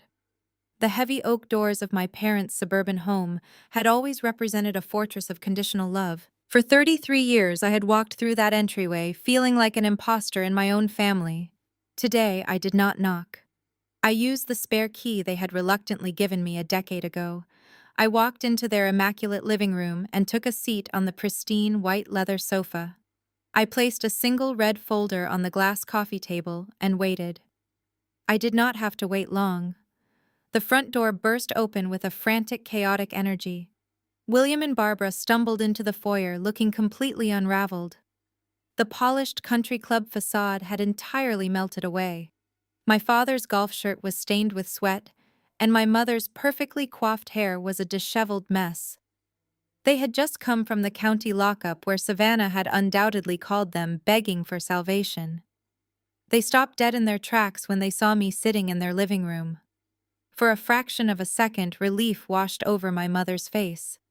She actually believed I was there to offer a lifeline. She thought the obedient scapegoat had returned to clean up the mess. "Hazel!" My mother gasped, rushing forward and dropping to her knees right in front of the coffee table. "Thank God you are here. You have to stop this immediately. Savannah just called me sobbing from a police station parking lot. They took her phone. They took the mansion. Carter is in federal custody, and Elijah has filed for divorce. She has absolutely nothing. You have to call the authorities and tell them you made a mistake. Tell them you gave Carter permission to use those funds." I looked down at the woman who had birthed me. She was begging me to commit federal perjury to save the sister who had slept with my husband. The sheer magnitude of her delusion was almost fascinating. "I am not committing a felony to save a thief, Barbara," I replied, my voice completely devoid of any familial warmth. Savannah made her choices. She stole from a dead infant's memorial fund and conspired to launder embezzled money. The federal government does not accept apologies, and I do not issue pardons. William stepped forward, his face twisting into a mask of desperate rage. "You ungrateful wretch," my father shouted, pointing a shaking finger at me. "You orchestrated this entire circus just to punish your sister for finding true love. You knew Carter was transferring that money and you set a trap. You have to drop the civil lawsuit right now, Hazel. If you do not withdraw your claims, the bank is going to freeze Savannah's remaining business assets. If her company goes under, they are going to come after my house." There it was, the ultimate truth laid bare on the expensive Persian rug. William did not care about Savannah's moral corruption. He did not care about my shattered marriage. He only cared about his own financial survival. I took out a second mortgage on this property to keep her lifestyle brand afloat. William continued, his voice cracking with panic. "I leveraged everything we owned to give her a safety net. The bank sent me a notice of default this morning because her corporate accounts were flagged for fraud. If you do not unfreeze her assets and release your claim on that money, the bank will foreclose on this property. You are going to make your own parents homeless. You have to pay off this mortgage, Hazel. You have millions in your corporate accounts. Save this family." I leaned forward, resting my elbows on my knees. I looked at the two people who had spent my entire life telling me I was a boring, useless disappointment. They were now begging the boring accountant to save their affluent suburban kingdom. I reached out and placed my hand on the red folder resting on the glass table. "You are a businessman, William," I said, keeping my tone as clinical and detached as a boardroom negotiation. "You understand how commercial debt works. When you took out a high-risk second mortgage to fund a failing internet candle company, you signed a legally binding contract with a massive financial institution. You agreed to strict repayment terms. But Savannah's business has been functionally insolvent for 16 months. You missed 3 consecutive payments. Your loan was classified as a distressed asset." My father's eyes widened. The color rapidly drained from his face as his business acumen finally caught up to his current reality. "When a bank holds a distressed asset, they consider it toxic debt," I explained slowly, ensuring every single word registered in his panicked mind. "Banks do not like holding toxic debt. They prefer to sell it off to private equity firms or specialized asset management companies for pennies on the dollar just to clear their ledgers." Barbara looked frantically between my father and me, completely failing to grasp the financial mechanics of her impending doom. "William, what is she talking about?" my mother cried, grabbing his arm. "Just tell her to write us a check." I opened the red folder and slid a thick stack of notarized legal documents across the glass table. "I did not write you a check, Barbara. I wrote a check to your bank." William stared at the logo printed at the top of the financial transfer documents. His jaw dropped open. His hands began to shake violently as he read the name of the purchasing entity. It was an independent asset management LLC, a company I had quietly registered 5 years ago to handle my own high-yield corporate investments. I bought your debt, William, I announced, the final checkmate echoing with absolute devastating finality. When your bank flagged your mortgage as a toxic asset due to Savannah's fraud investigation, my holding company swooped in and purchased the entire loan portfolio. I own your second mortgage. I hold the primary lien on this property. The silence in the living room was absolute. The air grew heavy, crushing the breath out of their lungs. They realized they were no longer looking at their obedient daughter. They were looking at their sole creditor. "You cannot do this!" William gasped, his voice reduced to a hollow, terrified whisper. "We are your parents. You cannot buy our debt and throw us out on the street." I stood up from the white leather sofa, towering over them. I buttoned my tailored blazer, projecting the absolute authority of a woman who held their entire existence in the palm of her hand. "I am not your daughter," I stated, my voice striking them like a physical blow. "I am a senior forensic partner and the chief executive of the holding company that currently owns the roof over your head. Because your primary collateral was tied to a federal money laundering suspect, I am officially calling in the debt. You are in severe default. I am initiating the foreclosure process immediately." Barbara let out a gut-wrenching wail, collapsing onto the floor. She buried her face in her hands, sobbing uncontrollably as the grand illusion of her perfect, wealthy life shattered into a million irreparable pieces. "This house no longer belongs to you, William," I said, looking down at the man who had called me a failure. "It belongs to my asset management firm. You have exactly 30 days to pack your belongings and vacate my property. If you leave so much as a single scratch on the hardwood floors, I will sue you for property damage." I picked up my briefcase, leaving the red folder on the table as a permanent reminder of their absolute destruction. I walked out of the fortress of conditional love, and I did not look back. I turned toward the grand double doors, but William was not finished. The shock of the foreclosure had rapidly mutated into a desperate, toxic rage. He scrambled to his feet, his face twisted in a snarl. "You ungrateful, wretched girl!" He spat, his voice echoing against the vaulted ceiling of the foyer. "After everything we sacrificed to raise you, we gave you a home, we fed you, we provided the foundation for your precious corporate success, and this is how you repay your own flesh and blood. You are a monster, Hazel." "We did our best," Barbara wailed, pulling herself up from the floor and clutching her husband's arm. "We loved you. We always pushed you to excel because we knew you were capable. You are punishing us for simply loving your sister. You are a cold, bitter woman who cares more about money than her own family." I stopped. I did not sigh. I slowly turned back to face them. The air in the room grew entirely still. I walked back to the glass coffee table. I opened my sleek leather briefcase one final time. I reached into a specific zippered compartment and pulled out a single manila envelope. It was not a fresh legal document. It was old. The edges of the paper inside were slightly yellowed, holding the weight of a 15-year-old secret. Sacrifice. I repeated the word, rolling off my tongue like poison. "You want to talk about financial foundations, William. You want to talk about what you provided for me. Let us audit the past." I pulled a faded bank statement from the envelope and dropped it onto the glass table right next to their foreclosure notice. "That is the financial ledger for a custodial college savings account. An account that was established when I was born. By the time I was 18 years old, that account held exactly $85,000. It was money meant to secure my education. Money meant to ensure I started my adult life without the crushing weight of institutional debt." William stared at the faded paper. His angry red face suddenly drained of all color. Barbara took a sharp step backward, her hand flying to cover her mouth. They recognized the document. They thought that specific paper trail had been buried and forgotten a decade and a half ago. I remember sitting at the kitchen table holding my acceptance letter to a top-tier university. I stated, my voice cutting through the silent room with surgical precision. "I remember asking you for the login details to my college fund so I could pay my freshman tuition. I remember you looking me dead in the eye and telling me the stock market had crashed. You told me the investments failed. You told me the money was completely gone, and I would have to figure it out on my own. I believed you. I continued taking a slow, deliberate step toward them. I took out predatory student loans. I worked 3 exhausting jobs. I served tables at night. I scrubbed library floors on weekends.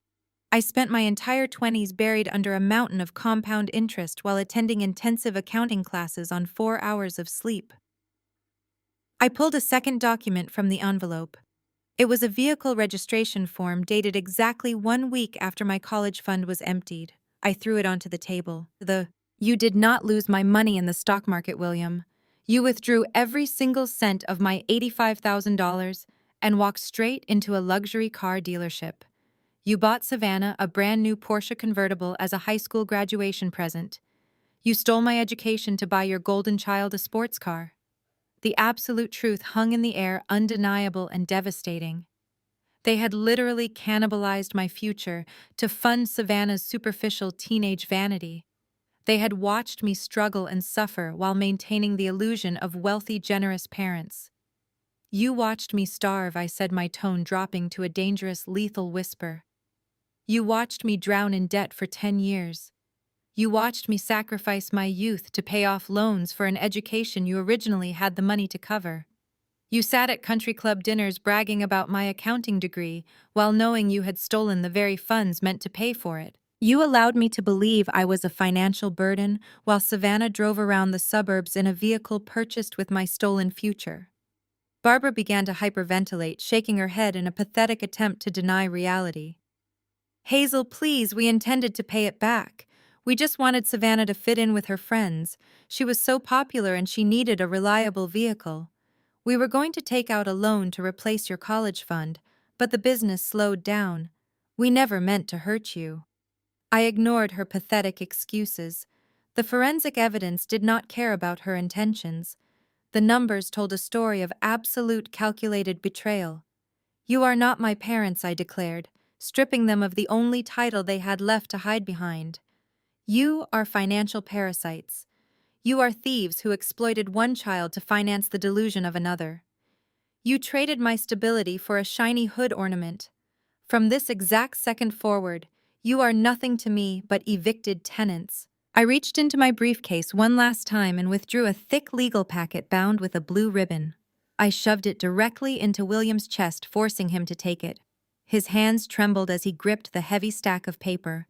This is not a suggestion, I commanded, projecting the absolute authority of a woman who held total control over their destiny. This is a court-ordered restraining order signed by a superior court judge this morning. It legally prohibits you, Savannah and Carter, from coming within 500 feet of my person, my residence, or my corporate office. It covers all forms of digital and physical communication. If you attempt to call me, email me, or approach me in public, you will be immediately arrested and jailed for violating a federal mandate. William looked down at the restraining order, entirely broken. He had no more arguments. He had no more leverage. The arrogant patriarch had been systematically dismantled and exposed as a petty thief. You have exactly 30 days to pack your miserable lives into cardboard boxes and vacate my property, I stated, turning my back on them for the absolute final time. Do not leave a single piece of trash behind. I will be sending a professional inspection team on day 31 to assess the property for damages.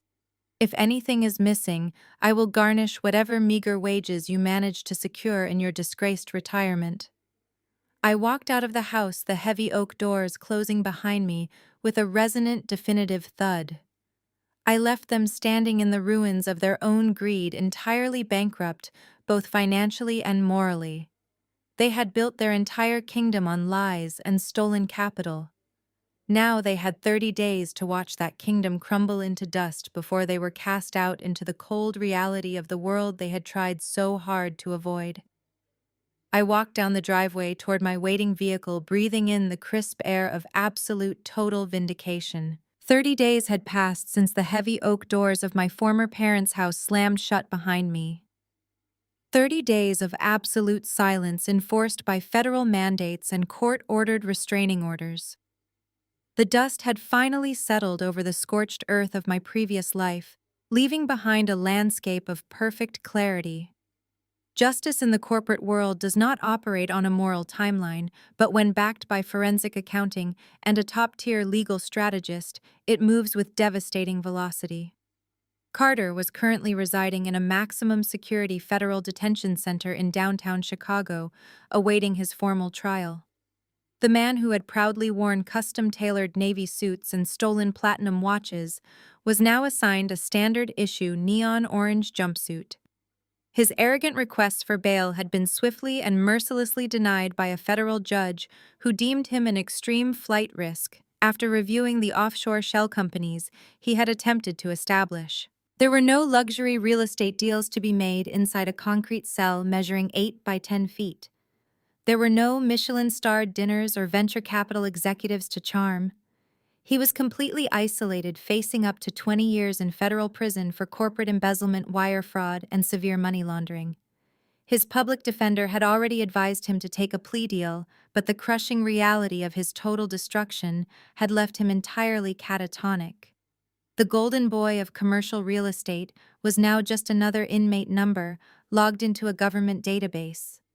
Savannah experienced an even more dramatic fall from her manufactured grace. With her bank accounts frozen, her physical assets seized by federal authorities, and her social media empire permanently deleted, she had absolutely no safety net left to catch her. The woman who once spent her days curating aesthetic lifestyle content and posing in expensive silk dresses was now wearing an itchy polyester uniform. I had run a routine background check just out of professional curiosity to close the file.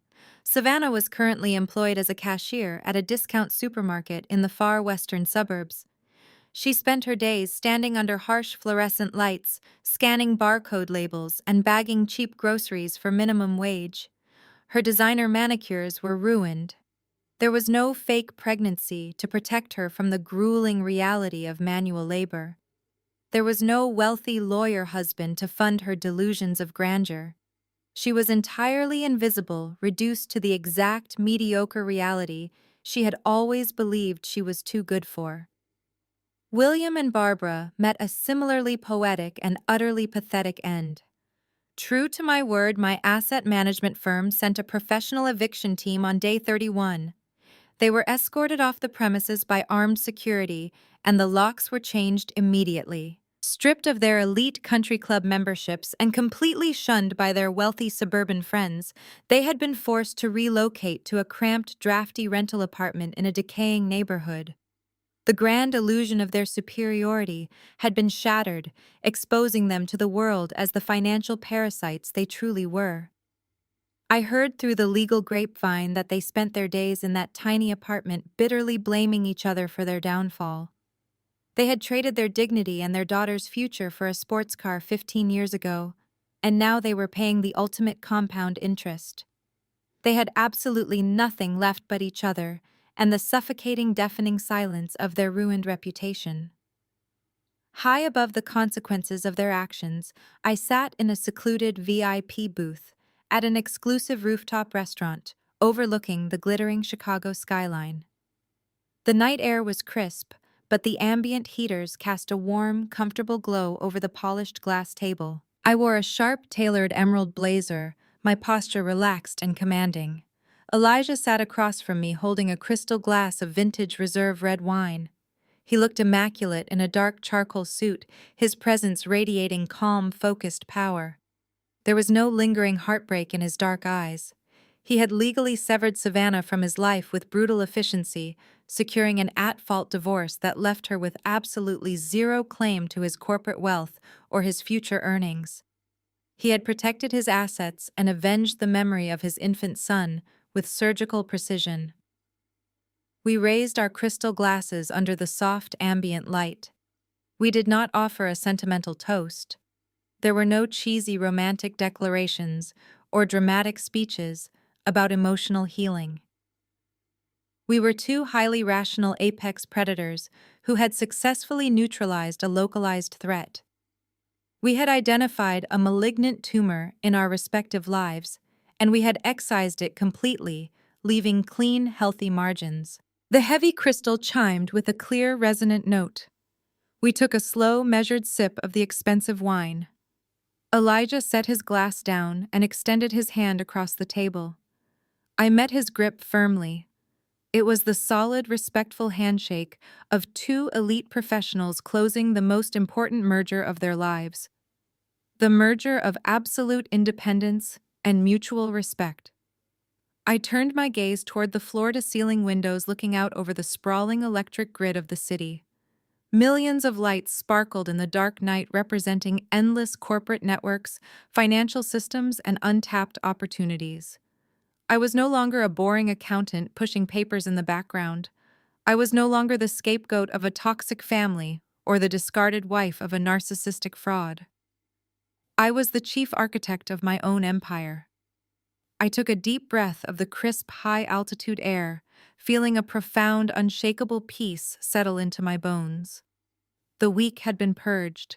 The traitors had been locked away in their respective prisons. I smiled a genuine, triumphant smile into the reflection of the glass, stepping boldly into a brand new era of absolute freedom and unlimited power.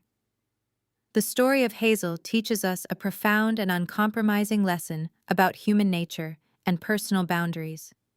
Blood relations do not automatically make someone family, and a shared history does not entitle anyone to your future or your hard-earned success. For years, toxic environments condition us to accept far less than we actually deserve.